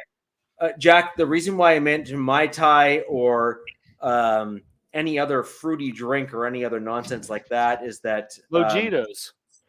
Or mojitos. Yeah, I agree. Don't ever say that again, Alex. What was that? Mojitos. He drafted the Bosa brothers with the Chargers, and they both like fruity drinks, and they're often injured. So I have to only assume that Telesco is of the same ilk. Considering. Well, he's got help, and I forgot the name of the assistant GM, which he probably will have a position next year for himself. They got from the Bears, and they got him like 2 years ago, and he's been really good too. So I think he's getting more help probably on those back end picks, which maybe he hasn't done with the Chargers, but we'll find out. Again, time will only tell. So let's go back. So after Devontae gets hurt, and then there's Mike Florio doing his thing. And he said that the Raiders, may trade him, which it's been an ongoing thing for ever since he's been on the team. So Raider fans are like, okay, whatever, because Devontae came out and said, I want to be a Raider. But ever since Carr left, it's been one of those things. And he had to come out and say, I want to be a Raider. But then there's that like button on Florio's show, and it's your head coach. What the hell? Come on, Antonio Pierce, keep this shit behind the scenes. It's like, why would you do that? I mean, maybe it was a butt hit. I mean, I don't know what he's doing. And then AP, and then Devontae's on a show, and he's getting told this live on TV. So if you haven't watched it. On Kay Adams' show, he was told live on TV that his coach liked the news that he was getting traded. I mean, they're possible trade. Jack, just real quick, to Devontae Adams' credit, he was a pros pro. Oh, yeah. Oh, he is a pros pro.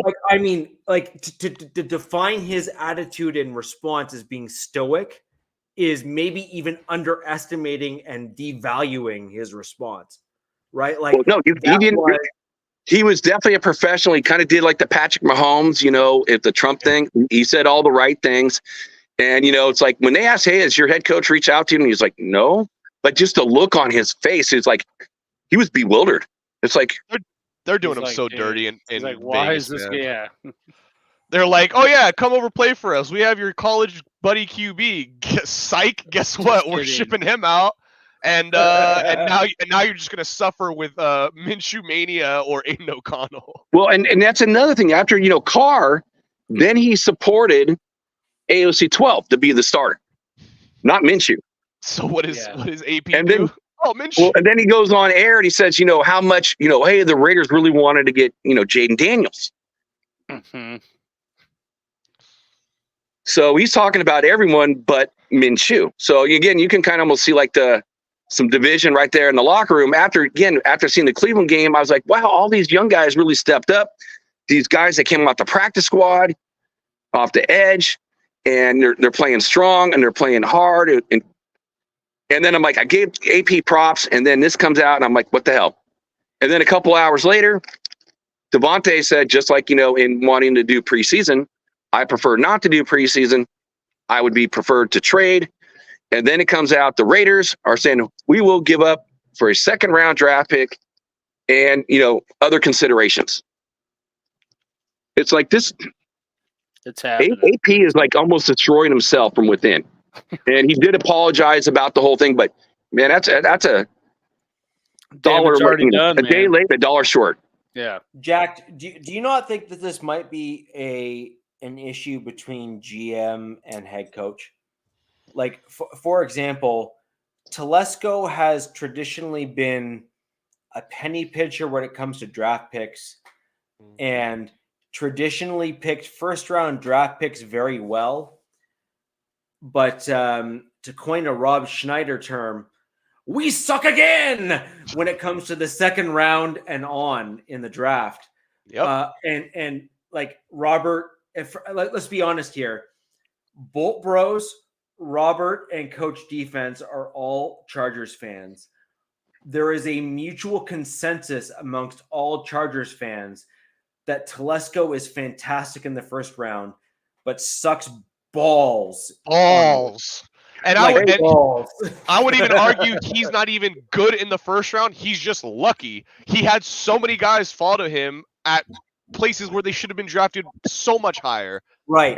Hey, but, Sierra, who was the assistant GM that we got from the Bears? Because he's a good talent evaluator, and they kept him on. And like I said, next year he probably won't even be on the Raiders. Champ, Kelly or whatever. Yeah, Champ. No, Kelly. it's Champ Kelly. Yeah, that's what I just said. So Champ Kelly was originally with the Broncos for a brief period of time. I actually wanted him to be our GM. Said you got John Elway. And then he ended up going and following to the 49ers, and then went to the Bears, and then over to the Raiders. And frankly, I think he would have been a better GM for the Raiders if I'm being honest. But I think what the challenge that the Raiders had is that promoting him to GM rather than head scout or something along those lines is a promotion that I don't think the Raiders are willing to make because they didn't want a first-time head coach and a first-time GM. Well, they didn't, because the whole thing is that you look at the past, it's been, Mike Mayock and John Gruden joined at the hip. Then you had last year with McDaniels and Ziegler joined at the hip. So Mark Davis didn't want to do a rookie head coach and a rookie GM starting off. So he wanted a veteran. And again, you have a Champ Kelly to help him out, and he's been good. Right, but Jack, the point is that Champ Kelly was there before Telesco. Correct. And I think you saw some great later round picks for your Raiders that have turned out to be okay. And let's be honest, those were Champ Kelly picks. So at some point, your owner has to have a it's a controversial statement, so I won't bother making it. But he has to have a moment that he realizes is the right move to make, which is, I have a head coach that is a maybe, but Champ Kelly is a legit GM candidate and has shown to be that because he's been interviewed by 3 other teams every year for the last 2 seasons. And that's what I just said. I don't think he'll be with the team next year. I think he'll be pulled away. But why keep Telesco over Kelly?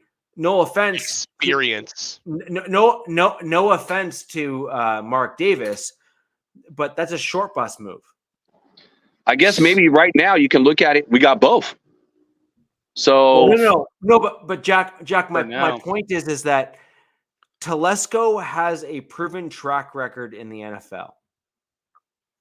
Yeah, his proven right. His proven track record is not great. Clayton, how you doing, my man? Nice to see you. Well, I guess the question that I'd ask Robert: how many guys are drafted or still on your team that are starters? Not Bosa, many. Slater, obviously Herbert, James, but besides first round Johnson. picks, not first round. I'm just saying who are starters. Who are starters? Zion. Yeah, Herbert, Zion, Slater. Tulalupaloo. He was second round. Derwin. Are you? Yeah, Derwin was a first rounder. Yeah. Samuel. I mean, Robert, this is the point though. How many 2nd, 3rd, 4th, 6th, and 7th round and undrafted free agents are on your roster? From Telesco's era. Maybe one or two, and I probably couldn't even name them because they're probably just like depth pieces. Right. So Jack, this is the point. So here's an example. Let's just like here, Robert. I don't want to like hijack this as like a Broncos podcast or anything, but let's compare A versus B. Okay. All right. So the Broncos have a track record, like a legitimate track record of pretty insane undrafted free agents that we've been able to obtain on our team that are, let's just say, top talent in the NFL. Like I have no other way of putting it. Like legit top talent. We have CJ Anderson as a running back who literally was a key cog in our Super Bowl 50 run. Let's not go back, in time. Let's go talk about that's kind of current. I mean, Sure. we're talking. Okay, let's talk about again with Champ Kelly helping him out. Again, we got Max in the 4th round. We had Hunter Renfrow in the 5th. Who's done well. Jack, We got. Wait a minute, I'm not done. And then we also got Hobbs. That guy's going to be awesome. Got him in the 5th round. We got behind Diablo, which I think was Telesco.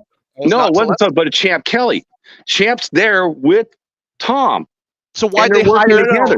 And you can always say, okay, so this year, so we're going to talk about, if we're going to bag on Telesco, yes, our first 3 round picks are starting.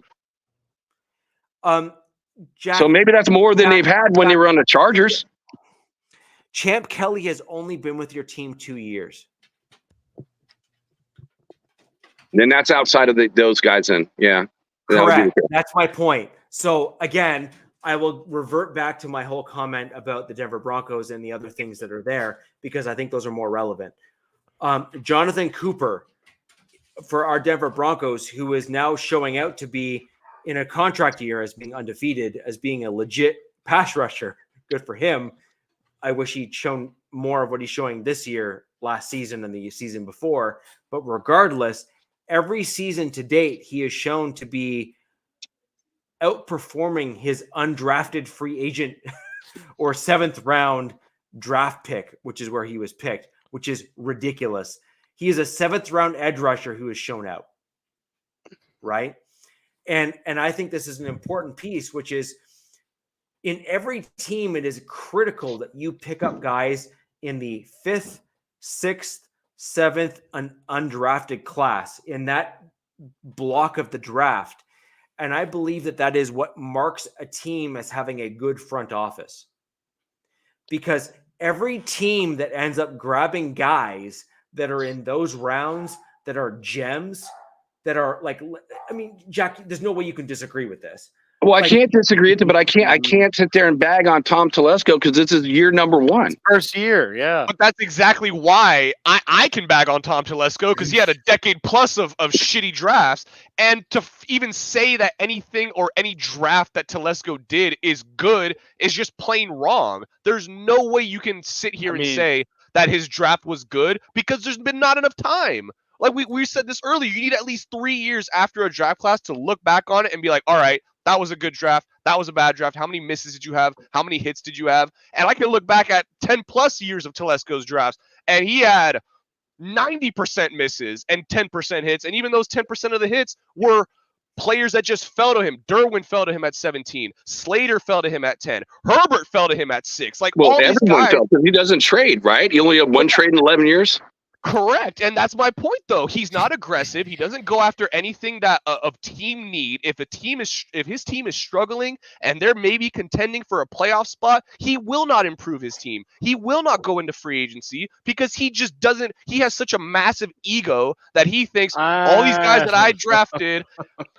What was that stat we read, Alex? But at the same time, trade. But But you also don't know if that's the owner saying, I'm not doing that. Like, Mark Davis is certainly a different owner than the Spanos family, and I would think probably more aggressive. Already doubled him in drafts or in trades. Well, yeah, but sometimes it changes. Well, he's going to probably make trade number 2 now. It's going to have to trade. It sounds like they're going to have to trade Devontae. So, yeah, so, I'm not trying to defend. I agree with Alex a little bit. I agree with Alex a little bit, which is you don't know if that's an ownership issue or a GM issue. However, what I will say right now with what I'm seeing from the Raiders is that there seems to be a building block problem that the Raiders have right now. And you're seeing the Chargers building what I would argue is the right way right now. And that is they got rid of Telesco and their team is being built what I would argue correctly. And what I mean by that is look at Alex's team right now, Jack. Alex's team built around their offensive line. They put a wall in front of their quarterback, and then they traded away a few draft picks to get the guy that they predicted and got right as being their quarterback of the future in Patrick Mahomes. Well, and again, here's the thing, Tom, again, since it's his first draft, 2 out of his first 3 draft picks were offensive linemen. So trying to build within, and then you go out and sign a Christian Wilkerson on the defensive front, who's, one of the top free agents that were out. So again, you can see that the attempt is being made on the interior. They are 2-2. Right. I mean, they do and have 2 I am willing. wins. Jack. I am willing to concede that some of Telesco's woes may have been because of the ownership, and with changes around the ownership of the Chargers, primarily Harbaugh. Well, and I will. This is the one thing I will agree with you guys on. Like, I am willing to concede that this is not necessarily an A equals B scenario, which is Telesco is 100% the problem. However, we got a raging pick. However, I will say that when it comes to the draft, I have a hard time believing that the Spanos family was coming down from the top ropes and saying, "Thou shalt not draft X, Y, or Z." I have a hard time believing that. Like I just have a hard time believing that. Maybe Spanos not in the draft. no. Yeah, I mean, maybe not in the draft, but I mean, just talking about Robert said he's never made a move to help when there's an injury or stuff. I mean, that might be a Spanos thing of I'm not paying for that. Well, and it can also mean that the Chargers also haven't been in position to really make the playoffs. So what are you going to do? Trade for guys? 2018, we were 12-4. We didn't trade for nobody. 2013, we made the playoffs. But did you need any? Did you really need anything? I mean, that's the whole thing during that period of time. We got blown out by the Patriots, 41-13. Yeah, I can tell you we needed something. When you lose your top 3 wide receivers and don't trade for anyone, the problem is your GM. I'm sorry. Thank you. I'm sorry. There is no other excuse. Basically, the GM either then launches a PR campaign to say, "I am not the problem," which Telesco did not. Big ass. Or the problem is your GM. And you've seen other teams with other GMs here's an example. The Philadelphia Eagles GM launched a bit of a PR campaign when there was clearly a bit of a quabble between him and the owner, where they were in a position to be competitive, and he was concerned that Philly was going to probably turn against him. And he launched a bit of a PR campaign to say, I want to improve the team and blah, blah, blah, blah, blah, blah, blah, and this, that, and the third. And you see this come out of various teams from various GMs who are trying to save face. They're trying to say, the problem isn't me. And I respect that because they have no other option other than a PR campaign through a PR firm to try to protect themselves, right? That's cool. I totally get it. Do you know who else did that, Jack? Mike Mayock with the Raiders, who had a PR campaign to say, well, those other draft picks weren't really mine. They were John Gruden's. They were John Gruden's. They weren't mine. They were John Gruden's. And do you honestly think that was John Gruden putting that out there? No, that was Mike Mayock. And that's because only one of them turned out. So why would John G. be yeah, I'm the one that said I'm going to pick in the first round. Right. But my point is that this is proof that there are PR campaigns that are being put out by GMs to try to save face after bad decisions that were not their own, to try and ensure that the league and fans see them in a positive light. There's nothing wrong with that. In fact, frankly, I think Mike Mayock was in the right with regards to that stuff. I like Mike Mayock. I did. I actually think John Gruden overstepped certain things. Well, he did because he controlled the whole team. Right. He was the Bill Belichick of the Raiders then. But I actually think that John Gruden was a great coach, but a crappy drafter. But I think Mike Mayock was a great drafter, but a crappy head coach. And I think the two just didn't mesh well. And that's cool. However, that doesn't change the fact that a front office matters for every team. And having a synergy between head coach and front office isn't critical for a team's success. And if we'll watch the game on Sunday. And again, since your Broncos have been, they've been so hot and getting sacks. I mean, literally dominating. I mean, ultra dominating. So it'll be fun to watch. Which the one pick that Raider Nation said, "Hey, we don't like," was DJ Glaze. They drafted him in the 3rd round. He was rated for the 6th round, but he's a big kid and he's got a good pass blocking, technique. And that's why they drive, because they feel like, hey, if we don't go get him this time, we're not going to get him. So it was the biggest reach in the entire draft. None of the Raider Nation liked it. Man, I was pounding my fist on that. It was horrible. But he played pretty good this last week against the Browns. It'll be interesting to see them play against your Broncos. And again, I've been wrong pretty much all season except for this last week, which I was 1 point off. But I did say it can go either way, which did come down to one play with that holding call against Cooper. That could have changed it up. It was that close. I still have again, going this week, I'm going to have my prediction here. And I think it's going to be another low scoring game. I don't see these offenses doing a whole bunch. I disagree. The defenses are playing well, and your Broncos are playing defense extremely well. You had your best running game last week. The Raiders had their best running game last week. I think it's going to be who doesn't turn the ball, again, like last week, who doesn't turn the ball over the more, and who does better on the ground. That's going to win the game, and I'm going to call it 2017 Raiders. So my prediction is 27-13 Broncos, and it's not just 27. 27-13 Broncos. Okay, I thought you said 20 to 7. Sorry. No, 27-13 Broncos, and the reason why I think that the Raiders-Broncos game is going to go in that direction is we've seen the Broncos be able to level up against more difficult competition. We've seen Bo Nix. He's gotten better, but not as fast as I want him to. Like this is literally man. He had 60 passing yards the last game. Right. But he's gotten better. He has distributed the ball better given circumstances in the last 2 games. When you have a combination of let's put it this way, Alex. Aaron Rodgers struggled and looked like dog water in that game as well. And is there any dispute that Aaron Rodgers is a Hall of Fame quarterback in the room here?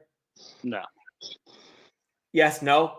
Okay, no. Great. No. Right. So, let's put it this way. I have been on the Aaron Rodgers train of first ballot Hall of Famer for years now. He is that good. He is a great quarterback at the NFL level.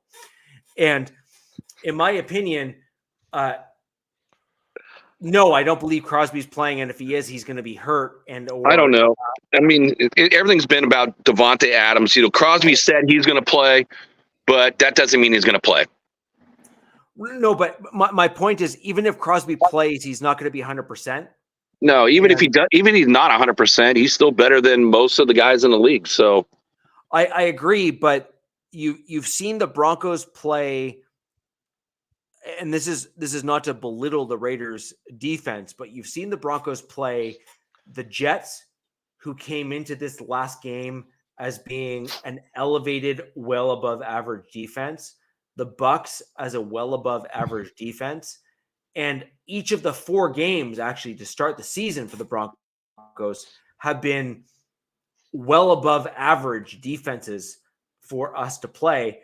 And I was clear about that when we started the show, which is the early stage of the season is an absolute gauntlet for the Broncos, which is why I also stated I didn't want Bo Nix to start, right? This wasn't that I don't think Bo Nix can be a good quarterback. This is I don't think it's a good idea to have him start the season. Now, what I have seen from Bo Nix in the last 2 games, not just 1, 2, is he has shown some mental fortitude, which is surprising to me because he hasn't really been presented with that in his career thus far to the extent as he has with the Denver Broncos. And it's been somewhat impressive. So that's good. It's really going to come down with your defense is if the Raiders can pick up your blitz. Because, I mean, the Broncos blitz 49.7% of every snap against the Jets. So if the Raiders offensive line can pick it up and get it to the second layer, then we're going to see. But if they can't handle the blitz, then yeah. Then when you said, hey, over under 5 sacks, there you go. It'll really depend on picking up the blitz. No, but it's not 5 sacks. So we've had in the last. Well, you asked me, it's like over under 5 sacks. I'm like, that will depend if they can pick up the blitz and getting over or under 5 sacks. Well, I think it's higher than that because in the last 2 games, and let's be honest, I think the Jets' offensive line is slightly better than the Raiders. I think the Bucks' offensive line is definitely better than the Raiders, like for sure. Okay. Now, in the last 2 games, the Broncos across those 2 past games have total between those 2 games 13 sacks. So let's just assume that factoring in divisional rivalry, there you go, that we split the difference between the 2 and we say, all right, the Broncos have 6 sacks. Right, because we had 7 and 5, so 6 is kind of. If you're going to count the last 2, count all 4. No, but my point though, Jack, is that as a rookie quarterback evolves at the NFL level, which is fair, and I've never not been fair to Bo Nix. I have been fair in my critique of him. I don't want him to start. I don't think he should have started. However, I do think that he is a quarterback of the future for my Denver Broncos. So agreed. Like all things. But what does Bo Nix have to do with the Broncos getting sacks? Well, if you're going to average the last 2 games, and I think that both teams have equal or better offensive lines than your Las Vegas Raiders, which is a fair comment, given the fact that the Raiders have not won like the Bucks have won this season, period. And they have not won like the Jets have won this season, period. I think that it's fair to say that if you're going to average the 2, that 6 sacks is likely, given the strength and the lack of injuries on the Broncos defensive line and the pass rush, et cetera, et cetera, et cetera. So if you're going to average the divisional rivalry, let's put it this way. Even if we're going to go super low end and say the Broncos match 5 sacks that we had against the Jets. I got to pop, fellas. Bye, guys. Chiefs win 21-14. See ya. I agree. Later, Alex. What do you think the Raiders are going to do against 5 sacks on Minshew? Whoa. We're going to find out. Again, it's going to be unknown until it happens. Your Broncos haven't played the Raiders very well. So it's a divisional game. And yes, I think that changed things up. Are you in Vegas? Or I Denver? agree, but we're also like, I'm not trying to, like, this is very uncharacteristic for me because I am typically very harsh against my Denver Broncos, and I still am. Well, it's because you hate the Raiders. It's okay. It's all love. I don't actually. No, I don't hate the Raiders. Actually, I actually think the Raiders are a much better team than people give them credit for. However, I do think that when you look at the 2024 Denver Broncos, comparatively to the 2023 Denver Broncos, which is what you guys played last year, we are not the same team. So I am willing to grant that I basically predicted Denver Broncos losses against the Raiders last year. And guess what? I was right. Right? Out of all the Denver Broncos fans, I was one of the very few that predicted losses against your Las Vegas Raiders, and I was correct. This particular game, I actually believe the Broncos win, and this is why. One, our right tackle, Mike McGlinchey, is out. and I believe that Alex P is a better right tackle than McGlinchey, and I think that will show out in the game. I also think that we have better secondary with the play this season thus far from Riley Moss, McMillan, and Surtain as our core three who are not on the injury report and have played at arguably an elite level given what Alex listed earlier in the show. Well, and you know, that's the big surprising thing. You know, the whole season for the Raiders, their run defenses, I thought it was going to be stout. I really did. You know, they got smoked by the Chargers. Every game they gave up over 100 yards except for against Cleveland. But Cleveland did not have Nick Chubb. They gave up 95 yards. But the defensive backs have been playing amazing. I'm like, when we lost Epps, he's a captain of the team. And then Polamalu comes in. He's been on the roster for several years playing special teams, but he's also had over 200 snaps at playing safety, you know, slot corner. And he just impressed. Like, he was the one guy, which I didn't get a chance to talk about. He was just all over the field. 4 tackles, 2 assists, you know, a sack. I mean, he really just stepped up, and it was very impressive. And that is actually right now. And Bennett, who initially I was like going, man, we got salary cap. Let's go and get Xavier Howard. Let's sign that guy. Because Bennett was a starter last year, and he got benched like game 4 because he didn't play well and sat on the bench pretty much the rest of the year. Now he's looking sticky. So I'm going to say the Raiders secondary is actually looking better than the Raiders defensive line. But yes, it doesn't help when both your starting defensive ends are out. So another thing to consider, Jack, is that the Denver Broncos had their best running game They did. And I said that, and I credited it. I'm like, that's when I asked you, like, is Estime even coming back? Because Williams actually looked good. That was the first game this season that he actually looked like kind of a form of himself. Correct. And I think that's because of coaching. Well, and I also think, again, what you said with your offensive line, too. Well, it goes hand in hand. Alex P, in my opinion, has been the difference maker. I really cannot, like, I don't know how else to describe this to anyone watching the show. Like, I really don't. Like, I'm doing my best here. Alex P, who is our right tackle, is the biggest game changer on the Broncos offensive line. He is a mauler. He is an aggressive pass blocker. And he reminds me so much of Quinn Miners when you watch him play. He is super aggressive, super strong, and sounds like JPJ. He plays but JPJ, I told you, was going to be an elite player. Alex P. No, I know. You was a UDFA. Alex P had no business and has no business playing at the level he's playing right now. He's an undrafted free agent, and he looks like he's a starting caliber right tackle at the NFL. And let's just see if it's just a one-hit wonder or if it's going to be consistent. He played like this in 2023 and got hurt. Well, and again, you talked about preseason, but you talked about Bo Nix in preseason, you know, and he looks so good, but you're like, you know, you downgraded him because it's preseason. So it's going to be kind of the same thing. If a UDFA is going against other UDFAs and, you know, later round guys, well, now he comes into his first game and he looks good. Well, let's just see if he can continue on that or if it was just a one-time thing.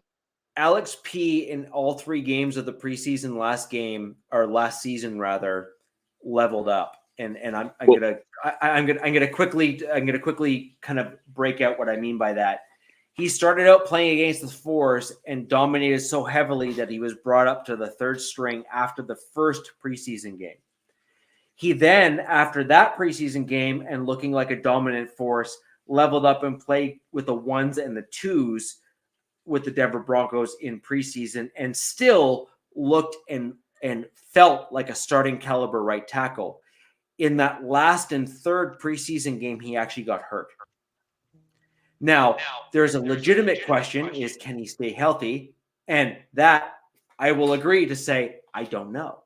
Well, and you said, you know, he did, you know, play well in the last 3 games of the year, which is kind of what I talked about for Zeus. playing in the last 4 games last year and averaged over 100 yards per game, but it's at the tail end of the season when there's a bunch of injuries, guys are worn out. We're gonna see. This will be a good test for him. So I think you misunderstood. He played in the preseason last season and was hurt all season with a season-ending injury. Okay, then when did he play 3 games in the regular season? I thought you said he played in the regular season.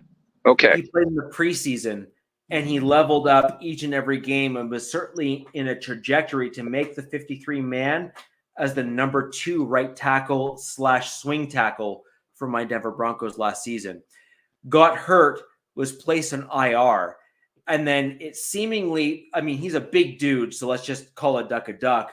When you're a big guy and you hurt like a knee or a joint, it takes longer for you to bounce back, right? Like it's just like you have far more weight on your joints in order to then bounce back quickly, right? Like it is what it is. Joe Alt will probably have a similar trajectory to get back to where he's at. And I am kind of curious, since you said the right side. So again, the Jets lost their defensive end to Philly. The Jets signed Hassan Reddick, who hasn't played a snap. So who was the guy that was across from him playing against him the whole game? Because that would have been your number 2 defensive end. Who was that guy? He went up on several stops against Quinnen Williams and won. So Quentin was playing on the outside. He wasn't playing defensive tackle or nose tackle. They moved him to the outside on several plays. They also double teamed Paslowski to try to overwhelm him. He did not cave or fade. These are like, you can look at the film and see what the Jets tried to do. And I give the Jets credit because I would have done the same thing, right? Like, good for them. I would have done the exact same thing they did. They tried to overwhelm him, and he succeeded. And this is why I'm looking at Quinn Miners and Plazowski. I actually believe that what you're going to start seeing is a bit of an oddity actually on the Denver Broncos, which is typically we have run on the left side of our line, which is the Garrett Bowles / Powers side of the offensive line. I actually believe that you're going to start seeing a shift with Paslowski in there, with Quinn Miners beside him. I think you're going to start seeing the right side of the Broncos line to become the more dominant run blocking. I was very clear. Run blocking side of the Broncos line, where you're going to start seeing Jaleel McLaughlin. You're going to start seeing Williams. You're going to start seeing some other guys break to the right side of the line, which will be a deviation from the current tape that is on my Denver Broncos, which is left side rather than right side. I think that you're going to see a shift. And the reason for that is Paslowski is a better run blocker than he is a pass blocker. And that is because pass blocking requires better technique. Your Raiders are a perfect example of that, by the way. You have certain guys on your offensive line that are much better at run blocking than pass blocking, but your wide receivers are so good that you're trying to force pass blocking as opposed to run blocking. Now, eventually, your head coach might deviate and move more towards forcing run rather than pass. Well, no, that's actually the opposite, Richie. It's like the Raiders have been forcing run. They would do first down, run, get a yard. Second down, run. Now you're putting yourself 3rd and 7. Now you have to go 11 personnel.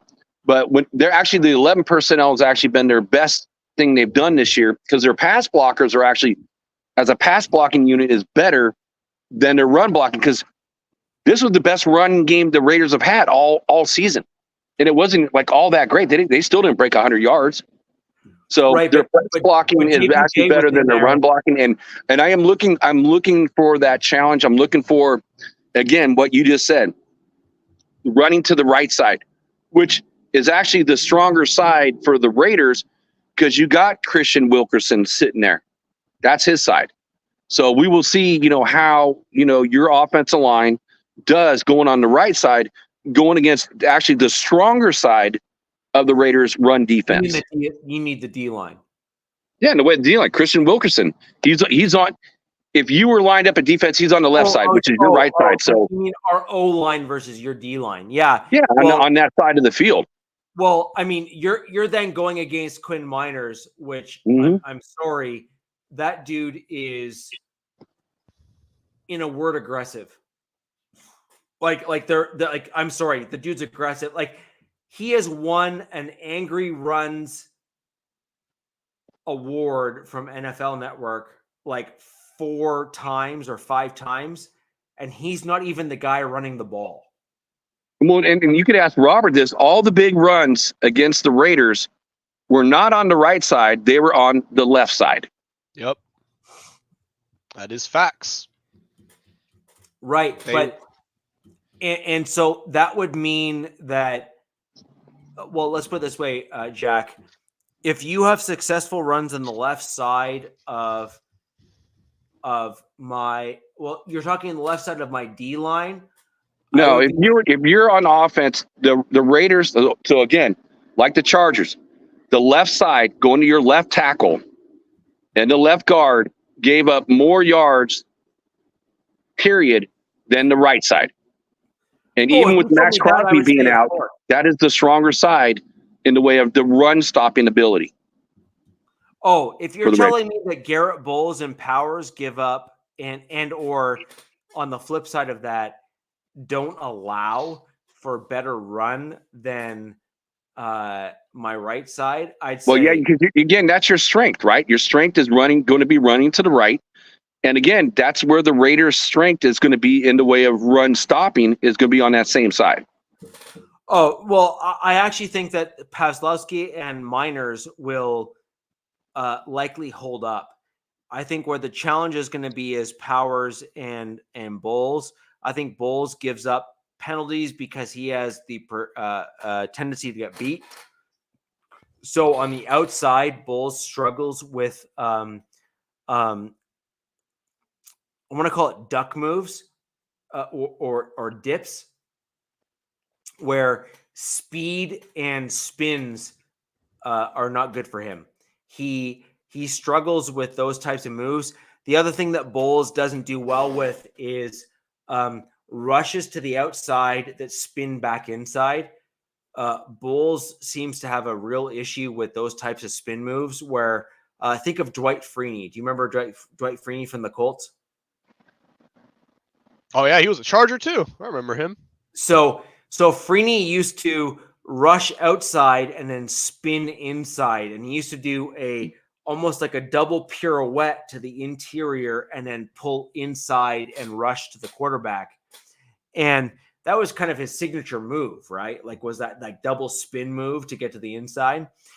And Bowles really struggles with that type of rusher. So if the Raiders can get that's going to be interesting, because then I think he'll do well against Tyree Wilson, because Tyree doesn't have any spins. He's just like a bull rusher. But, they've, since of all the injuries on the defensive end and bringing out Chason, Snowden, and then Robinson. So last week between them, they got like Snowden and Robinson had 1.5 sacks between them, which Tyree hasn't gotten any. So I think, maybe we'll see some of those guys come out and play against him if he has a hard time with the smaller, shiftier, quicker guys versus the big bull rush guys. The bull rush guys Bowles typically does well with. It's the guys that spin to the inside that Bowles struggles with. Powers is just trash. Like, I'm sorry. Like, let's just be honest. Like, I am the most honest Broncos fan that might exist on the internet, right? Like, I will literally slam my players where I believe is due. And Powers does not do well with certain types of players, and Bowles tries to overcompensate. So Bowles, I actually don't think is as bad as advertised. I think he's not great, but he's not as bad as he's advertised to be. I think what his problem is that the left guard has never been great for the Denver Broncos. Is that we've never had a great guard that matches beside him. And I think you've seen what happens with Quinn Miners in the same kind of thing, right? Which is Miners is, in my opinion, elite. He is incredible. However, his right tackle has been trash.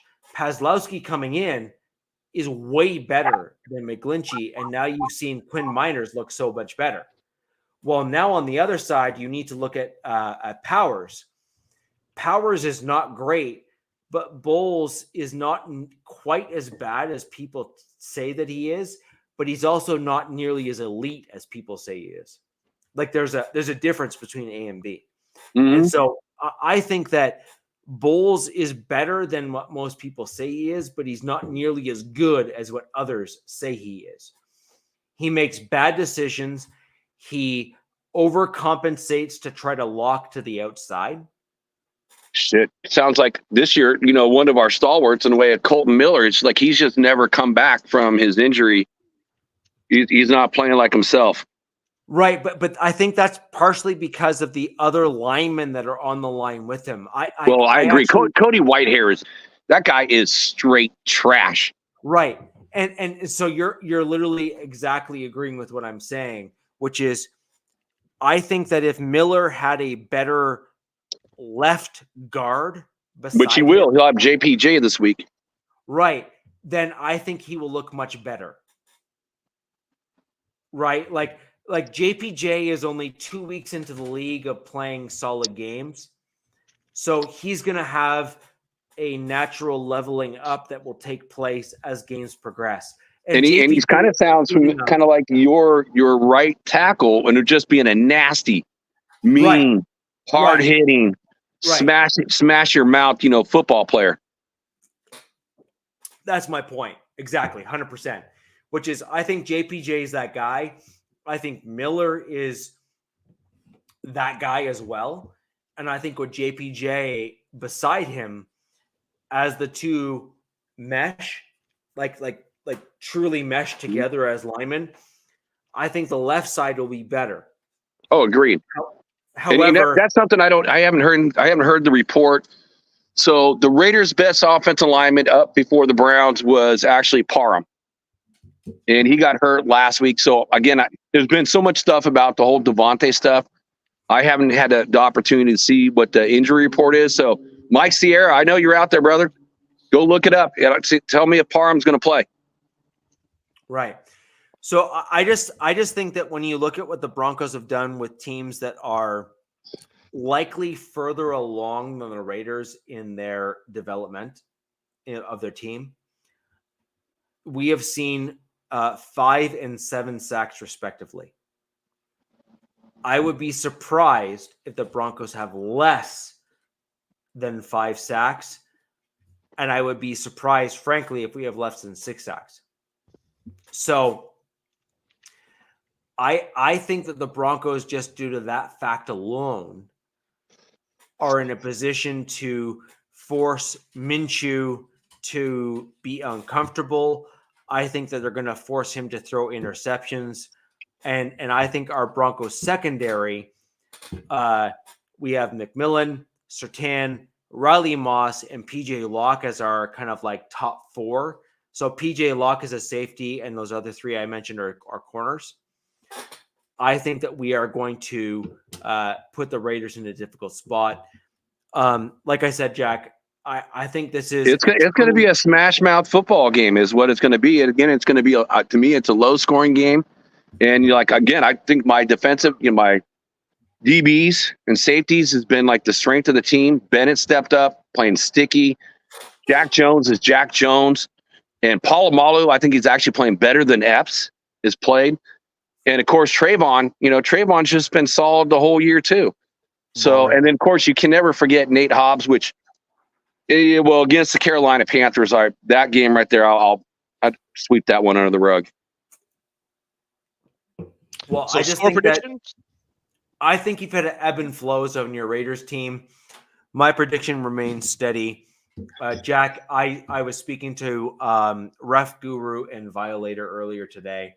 I mean, those are stalwarts within Raider Nation. Yeah, I usually try to catch that show before this show too. Right. So Ref Guru and I have gone back years now. Violator and I have gone back years now.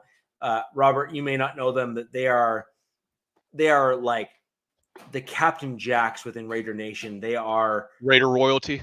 royalty within Raider Yeah, Nation. Violator's a football fan, black hole. I've been at games, not with him, but at the same games back in Oakland.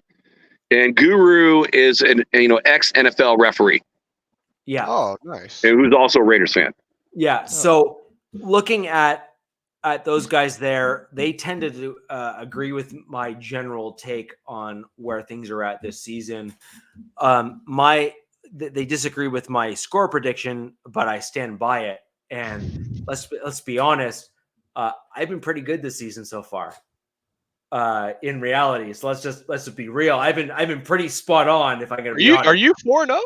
I'm 4-0. You're 4-0, right? You've predicted. 4-0 in your predictions, not. Yes. Yeah. I predict the Broncos are beating the Raiders this game. My score predictions have not been spot on because that's a freaking crapshoot. Let's just be honest. Yeah, you'll get double points if your score predictions. Yeah. Right? If I'm bang on score predictions, man, that's like a triple win right there. Jack went 2-0 last week because he was only a point off of his prediction. Like Jack, good for you on your score prediction last week because that's good for you. That's impressive. But my prediction for the Broncos this week is I actually have us as a 27-13 win against the Raiders this week. And the reason for that, while it's a departure from years past, because the Broncos have not beaten the Raiders, if I'm not mistaken, since 2019. They've lost the last 8. Yeah, the last 8 games the Broncos have lost. When I'm looking at where the Broncos and Raiders are at, I just think that the two teams are at different stages of their progression. I think the Broncos are further along, and I think that Broncos country is ready for that Raiders win. That is not the reason for my prediction, though. The reason for my prediction is I am seeing the progression that I need to see for my team to do the things that I need to see happen. And what I mean by that is we're getting interior defensive line pressure that happens to bode well against the fact that the Raiders' weak spot is, generally speaking, their offensive line. Agreed. The offensive line was not very good, but couple, like I said, we got a couple changes on that offensive line, and so we're going to see what happens there. And the Raiders have gone up and down. Right. I mean, up and down. You go from losing the Roberts team, and then going up and beating Baltimore in Baltimore, and then the whole world breaks out and the shit show happens in Carolina, and then a game I predicted before the season started the Raiders were going to lose to Cleveland, but again, then I saw what Cleveland, their injuries and the way they've been playing. Then that's when I said, "Yeah, I'm going to switch that one up." Right. So, but I can't switch it up, Richie, until you beat us. Sorry, I can't change my prediction until you win. Jack, I respect the approach because I actually have the same approach, generally speaking. However, I believe the Jets are better than the Raiders this season. I believe the Bucks are better than the Raiders this season. And my general thought process is Sean Payton has this team in a better spot this season with player personnel than we have been in years past. So my prediction, as outlandish as it may sound, because Jack, you know as well as anyone, I am as bullish on my Broncos. Oh, you are. I think that's why Raider Nation loves you, because you beat up on your team almost more than the Raider fans do. Right. So I'm as bullish on my Broncos as any Broncos fan ever, perhaps in existence. That's why you're not allowed on the other shows. Right. No, Richie's. I've been on with Richie a couple times, way back in the day with Captain Jack's show. So we met years ago on Captain Jack's show. We did, and so I am, but nothing but realistic when it comes to my Denver Broncos.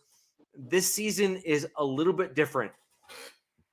I am upset that the Broncos started Bo Nix but I always thought that he could. Are you glad that it started him now based on your progression with them? No. Oh, I wanted to see if he was going to do it, So Robert. you still think that he would have been better suited to sit those 4 games, and you Yeah. might be 0-4? No, I actually think that we would have been 3-1 if we had started Wilson or Stidham.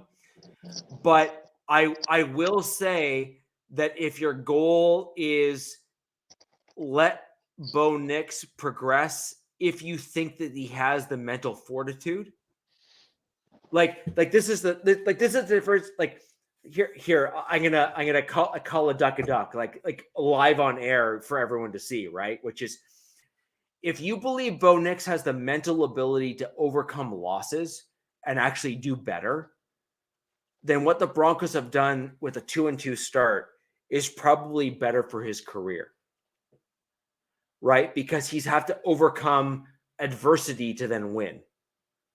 And he's probably going to then always have a chip on his shoulder, regardless of how well he does in the NFL, right? Like, I think that's a fair comment to make.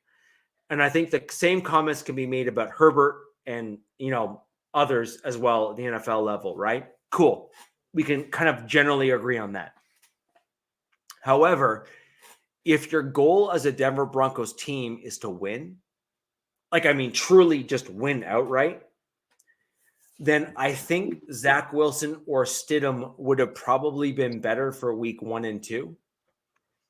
However, I am willing to concede, given the progression that I've seen of Bo Nix,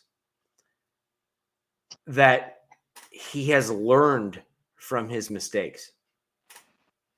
And but my comments there is that not every quarterback has that mental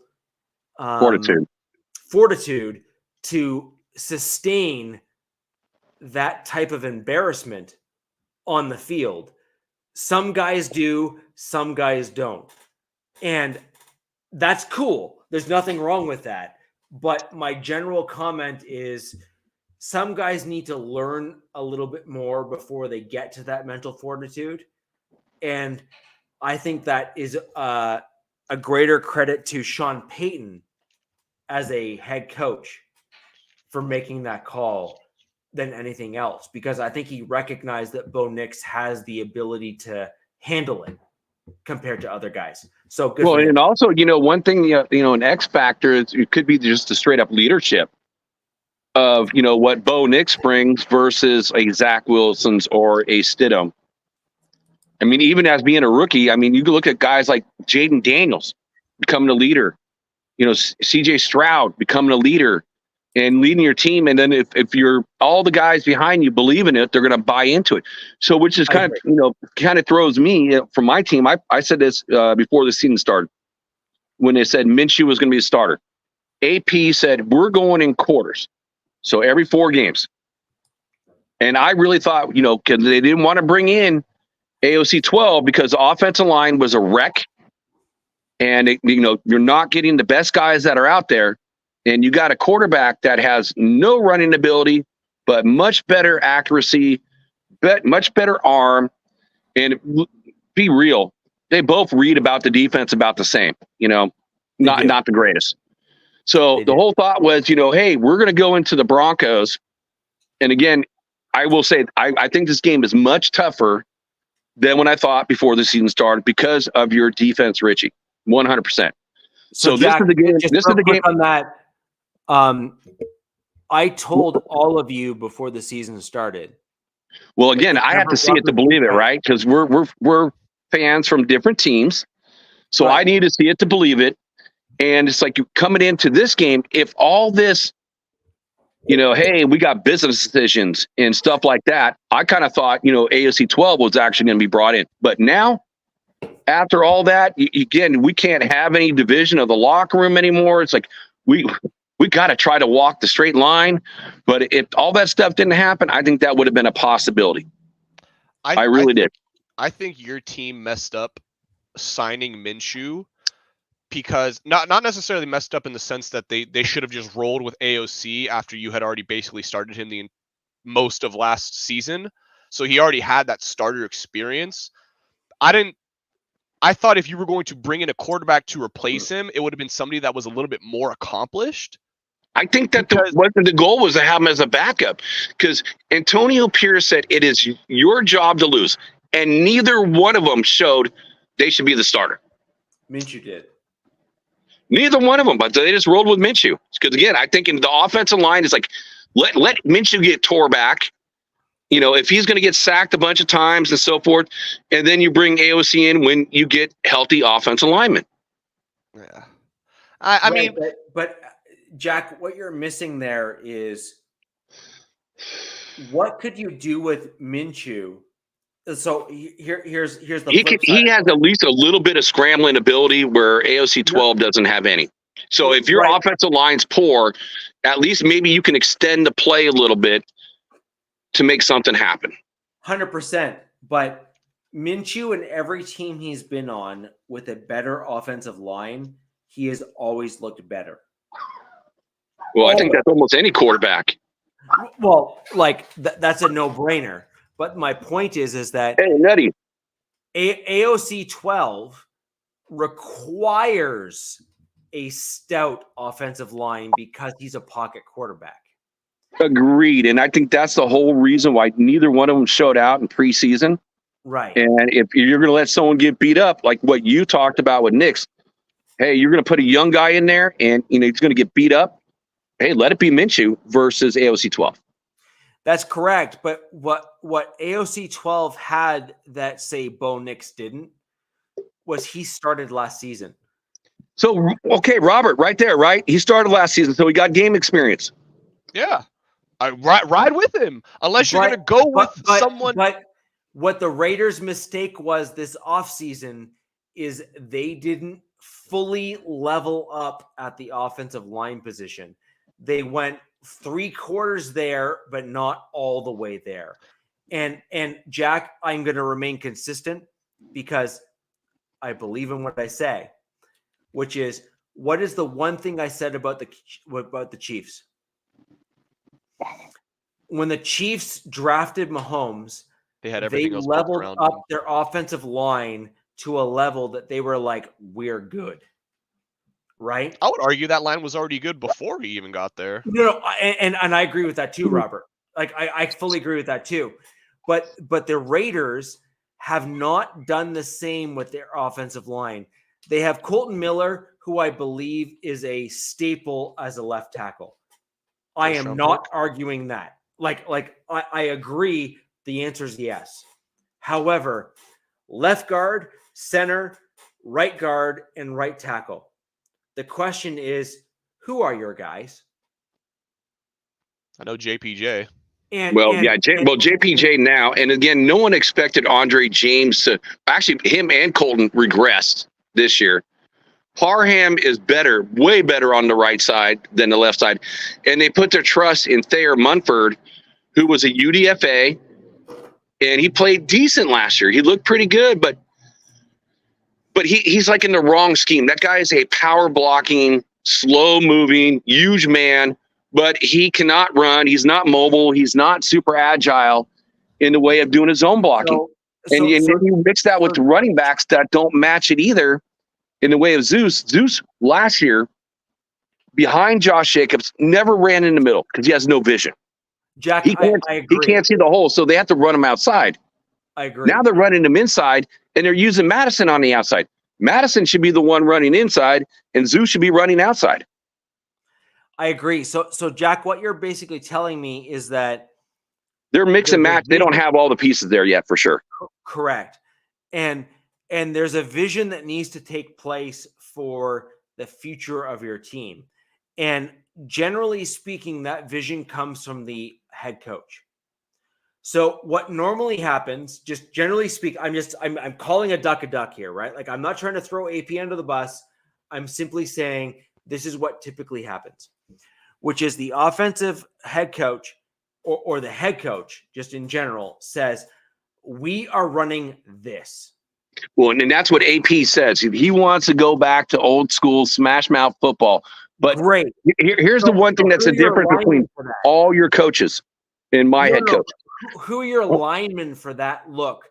Who are your coaches for that look? Who are your running backs for that look? Who are your wide receivers that are going to then seal Tight the ends. outside routes for that look? Who are your tight ends that will step in for that look?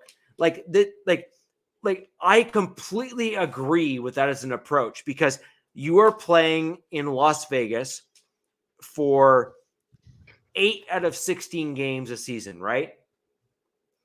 Las Vegas is not known for its cold weather, so we can agree on that, right? Mm-hmm. Great.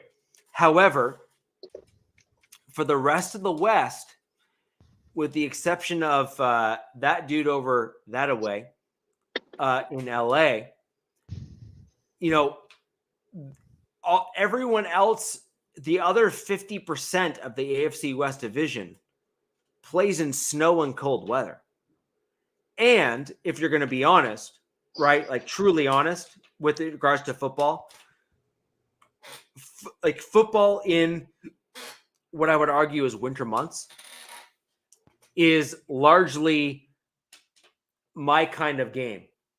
Well, exactly. But you can say the opposite. If you go down to Los Angeles, or if you play in Vegas, you can have it like 70, 80 degrees, which is perfect weather for our teams, And then like for a guy like you, if you hit 70, 80, you've got to be in a tank top, flip-flops, and shorts and have a fan on yourself because you're not used to that. So it's the same thing. It's reversed.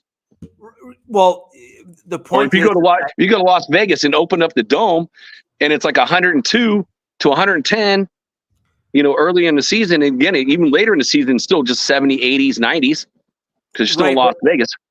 So that goes both ways. Right, but the point is, Jack, is that when you look at the NFL as an overall general cross section. Oh yeah, it's more cold weather than warm weather. I mean, that's the one thing that Robert and I can both agree on. We got some of the best weather on the planet. Right. So let's put it this way. I am better suited to play for your team in the winter months than most of your players are. Okay. Right. Like I personally, like, let's put it this way. 2 days ago, I stepped on a metal nail and I thought it was funny. Like I literally. I hope you didn't get an infection, dude. If you stepped on a nail, dude, you get a tetanus shot. Yeah, tetanus. Yeah, crap over that crap. I don't get tetanus. So like that's my point, though, right? Which is, I come from a family that's built different. Like, well, yeah, because we live in geographical different places in the world. When you live in California, you start getting thin skin. Right. Because we're not used to that cold unless you're going up to like the Sierras to go skiing or something like that, visit for a day, and then come back. Like my cousin is from California and the rest of her family is from Northern Canada. So to say that my cousin is different from the rest of us is an understatement.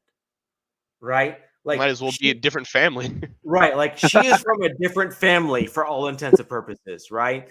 Like she's from like, here, let's put this in perspective, Jack. My cousin is from Huntington Beach. I know you know where that is, and I know absolutely where you know where that is, Robert. Okay. Beautiful. Okay. Expensive. Right. Yeah, very. I live in central/northern Canada. Out north. All of her relatives live in central/northern/eastern Canada. So how the hell did she go to LA or excuse me to California? Marriage. Ah. Okay.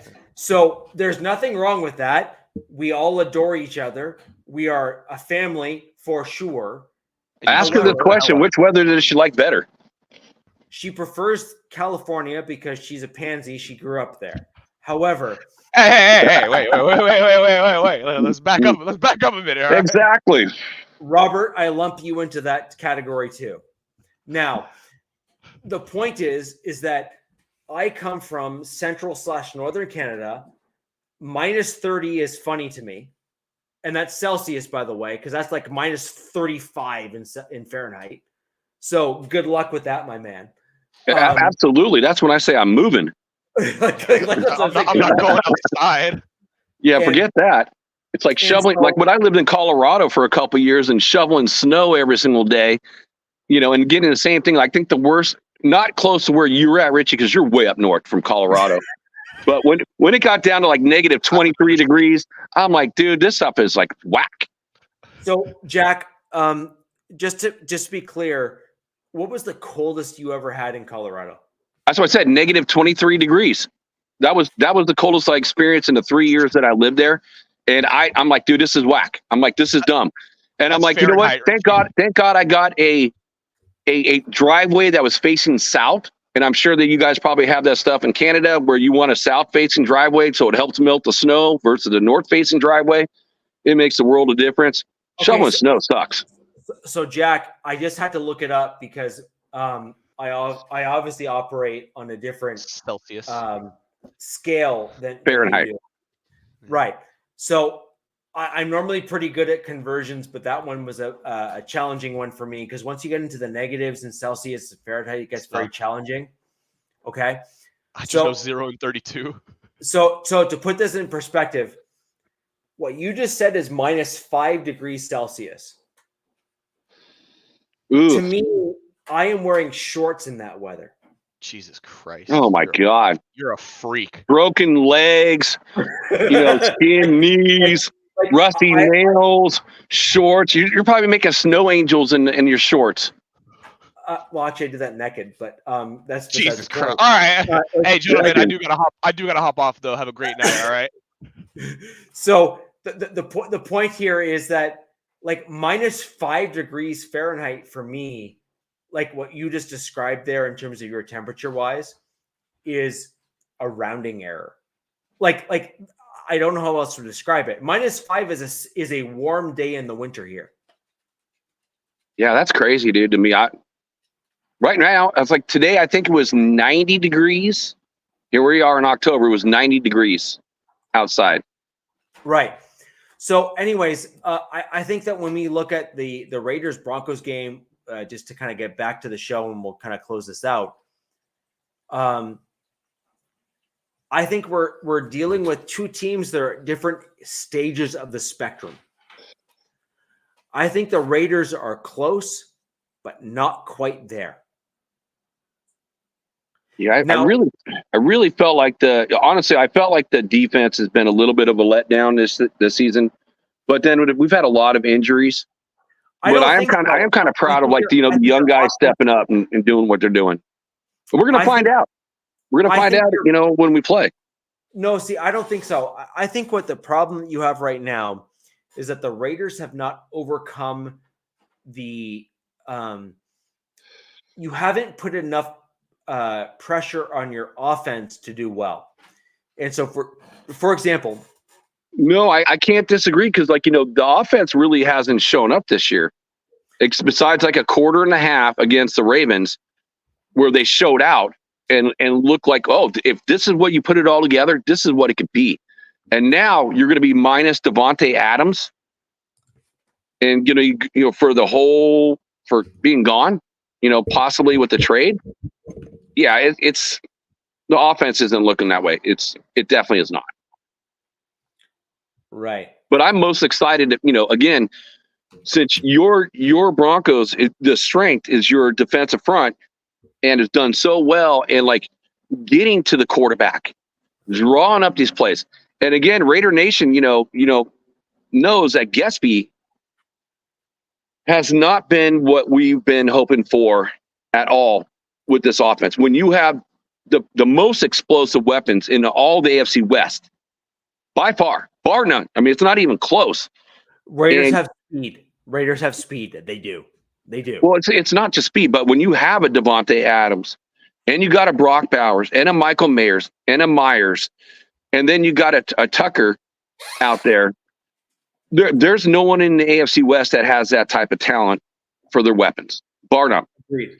But the whole thing is that offensive line, Getsby, and no running game. Zeus is not showing it. That's why I'm saying Madison's going to be the starter this week. He's going to get more touches than Zeus. I agree. So, Carlos, just to put things in perspective, where I live here in Canada, Carlos. just want to say, first off, thank you for joining the show. click those like buttons, please. That little thumbs up, that really helps our show. However, just to give perspective to where I live, I just looked it up because Jack, as you know, I have to do quick conversions. When you get to negative, it gets really complicated, Fahrenheit to Celsius, that regard. I just looked it up. There will be 1 to 2 weeks at least where I am at minus 31 degrees Fahrenheit where I live. At least 2 weeks straight from start to finish. To put things in perspective, that's minus 31 Fahrenheit. Well, it's a good thing you're a big boy, to shed off all that cold. Right. So I have a beard. I am certainly a size that supports the weather that comes here. I'm 6'2", 250, give or take, depending on the year and time of year. My lightest weight that I've ever been since high school, and I mean, like, I think you were called freshman. In my freshman year of high school, I was 215, and that was the lightest I've ever been. Damn, I'm 6'2", 195, so my body don't like that cold. So I'm like that big and like that tall. I'm just a bigger dude. I am built for this weather. I am certainly let's put this, like, I have yet to been below 225 since I was 17. I'm kind of curious. There's a lot of still people out there. What do you guys see the score of this game being? Post it in the chat. I'm just curious. I agree. I think that's a great question to ask of the chat. So my prediction is 27-13 Broncos. And mine is 20-17 Raiders. Right. And I think the Broncos running game is the difference maker here. We saw 130 some odd yards against the Jets, which I believe the Jets have a better D line than the Raiders D line is, especially, and Jack, this is a caveat here, with a Max Crosby being at less than 100%. I think Max Crosby, if he was at a better, health wise, like in terms of like injury, etc., would certainly be a difference maker. He is not. So I think that is a big difference for your Las Vegas Raiders. So I see this being a 27-13 game for my Denver Broncos. I think this is a difference maker for my team. Now, if Max Crosby and other folks, like truly other folks, dang, Mike Sierra's right there with you. I'm not at this point here, right? Like, this is a blowout game at 28-6. Yeah, I don't see that at all. I don't see that. I think Raiders Zach 23-20, Sierra 28-6. Yeah, so I think that we're gonna see. So here's Carlos, 21-16 Raiders. That's Carlos. We're right there. I said 2017. We're on the same page. So my thought process is the Broncos' run game in the last 2 games has leveled up significantly over the last 2 games, and that coincides with our right tackle getting more and more game experience. So even if I were to level off with what this last game was at 130 yards rushing, give or take, we saw Javonte Williams look more like he was in years past.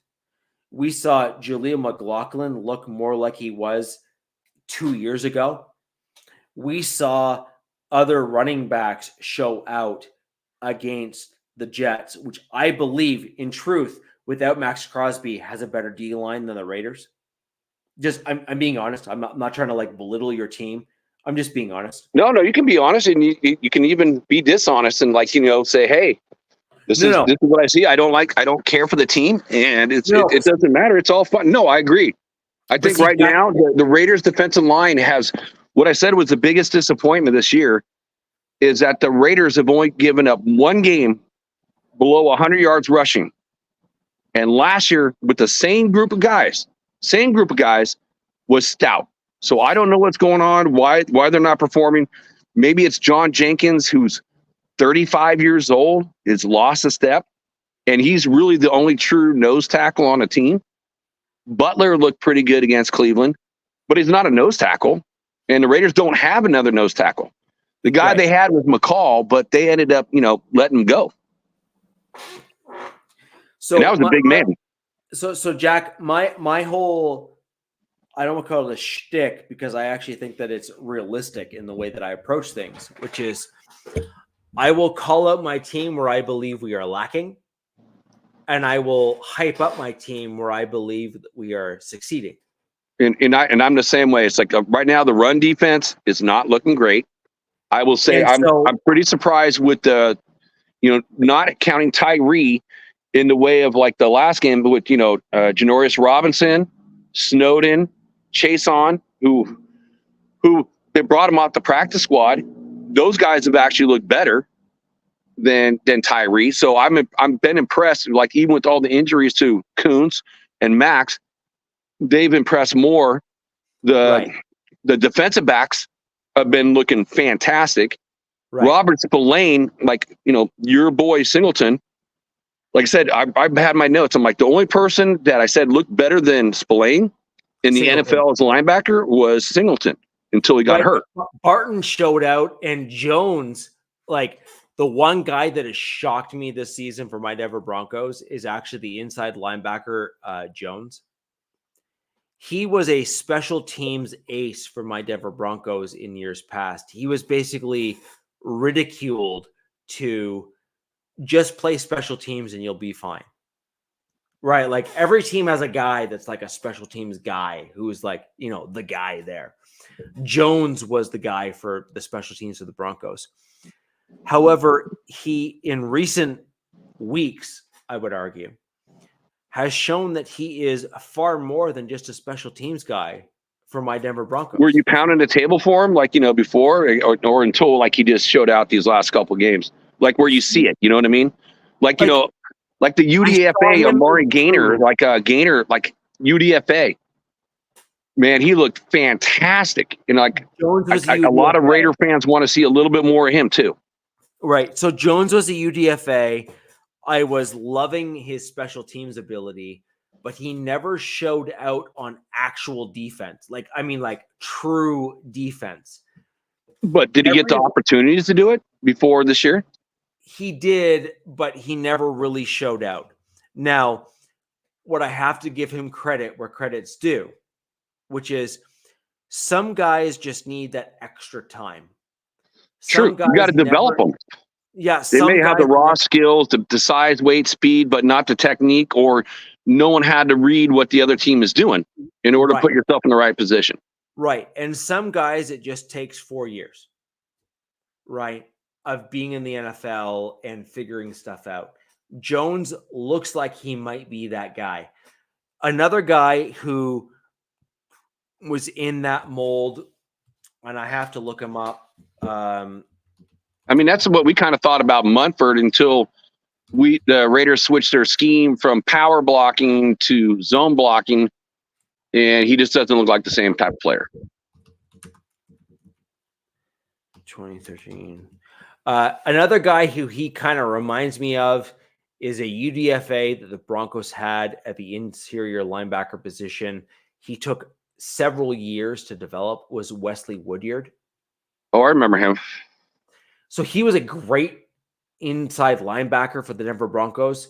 He was never seen until he was really good as an elite level guy, but he was ultimately an elite level guy. He had another 2 years outside of my Denver Broncos where he was a good player, and then he kind of fell off a cliff. He's a guy that I see Jones being, right? Which is he was great, but not amazing through his early years. And then he showed out for 2-3 years and then kind of fell off a cliff. That doesn't mean that you need to belittle his great years with your team. No. You got to cherish those. Yeah, when your coaching staff develop somebody, you, right? Yeah, you develop somebody that costs you on the cheap and to come in there and play, keep your salary cap down, and you get great play out of the player. That's always wonderful. Correct. That's what we all strive for, because you got the guys like the Devontae Adams. So, that's going to cost you a ton of money. And then you get, guys like a Trey Tucker who's on a rookie deal, and you can kind of see, the growth, each and every game and the explosiveness. And you be seeing a guy who's going to take over for that guy when he's gone. Right. So, Raider Zach kind of points out a big thing with regards to most teams. And Raider Zach, if you followed the show for any period of time, I have been pretty consistent with my comments on this, which is. And Zach makes a great point here, Richie. It's like, just kind of what I said. The problem is with our O-line, don't think our scheme fits the player's strengths. And, that's something I've talked about, on the show. It's kind of a mishmash of like, some guys can play the power, some guys can play the zone, and you got different running backs. Some can play the power run in the way of like Zeus, but can't play the zone, and that's what we've been trying to do. Well, I have a question for you then. Whose fault is that? I think again, they've been trying to switch it up. But again, it's Gatsby. Everything starts from AP, right? But here's the one thing I'll say that I didn't get a chance to talk about earlier on AP. I disagree. Here's where I disagree. Okay, you can disagree. So let me say my thing, and then you can disagree with me. Sure. Yeah. So the whole thing is that AP is not a coordinator. The one thing that every team in the AFC West has is you got a coach that runs one side of the ball. AP is not that guy. He's a defensive player, but he's not a coordinator. Okay, so he's not a coordinator. So the one thing, about when they were talking about, Raider Nations, like, who do you want? Everyone's like between Harbaugh and Antonio Pierce. And it wasn't really until Max came out and said, okay, this is my guy. Then we said, okay, Max wants that. This is Max's team. He's the face of the team as a player. We're going to follow Max. But Antonio Pierce relies on coordinators to do those play calling and everything else. He's a player, so he can connect with you as a player to player. He can get you motivated, but he doesn't call plays. And then they didn't get the offensive coordinator they wanted in Kingsbury because Kingsbury wanted a 3-year deal. AP has a 2-year deal. You're not going to give your offensive coordinator a 3-year deal when your head coach, and I'm going to think probably Telesco is the same thing, a 2-year deal. I don't know his contract. But so you're not going to do that. So he said, I'm walking. So consolation prize. You get Gatsby. Gatsby's supposed to be, with the Bears, supposed to be a great, offensive coordinator in the way of running the ball. But the problem is his quarterback got half the yards that the Bears got on that team, not the running backs. We don't have a quarterback that can do the same thing. So that's where you kind of see the struggles. And again, you can only replace, they drafted 2 offensive linemen. You're not going to be able to replace anybody, really in the whole offensive line in 1 year. And no one ever expected Colton Miller to not be Colton Miller this year. Nobody. I mean, you figured he would pick it up. I mean, JPJ, let's put it this way here. Colton Miller's been the stalwart, and you even said it earlier, on this Raiders offensive line for years. And I agree with that. 100% solid. Never thought about, do we need to get a left tackle? No, not at all. But him not practicing, had that shoulder injury, missed everything preseason. And then he comes back in like 2 games, he gives up like 4 sacks. 4 sacks. That's not a Colton Miller performance. And then you get a rookie who's missed the same thing in JPJ that goes out there and looks good. Because I think, again, I think Colton can play the power or he can play the zone.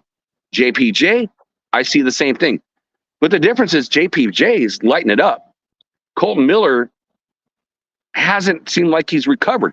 I mean, I don't know if it's age or maybe like that the shoulders never healed totally 100% properly, but he doesn't seem like the same left tackle that I've been used to seeing for year after year after year. Well, I agree. I think that'll be a big storyline for this coming game. Can your offensive line hold up against the Broncos D line, which has shown 2 to 3 games in a row now to have larger than normal sack totals. So that'll be a really interesting matchup. I also Absolutely. That's why I said that. Since your defense is playing so hot, and like you said, you got your young, UDFA, on the right tackle. Two rookies are played, their first starting game and then improved, had the best running game we've had all year. So it's going to be a really fun matchup to watch between both offensive lines, both defensive lines, and just see how that kind of turns out. I agree. So with that in And it'll mind, be fun to talk about this next week too. Just I so, agree. So Jack has a if I'm not mistaken, I think you said like a 23-13. No, I said 2017. So 20-17 game. I have this being a 27-13 game for my Denver Broncos. I do think the Broncos beat the Raiders this week. That's my general prediction, just like overall.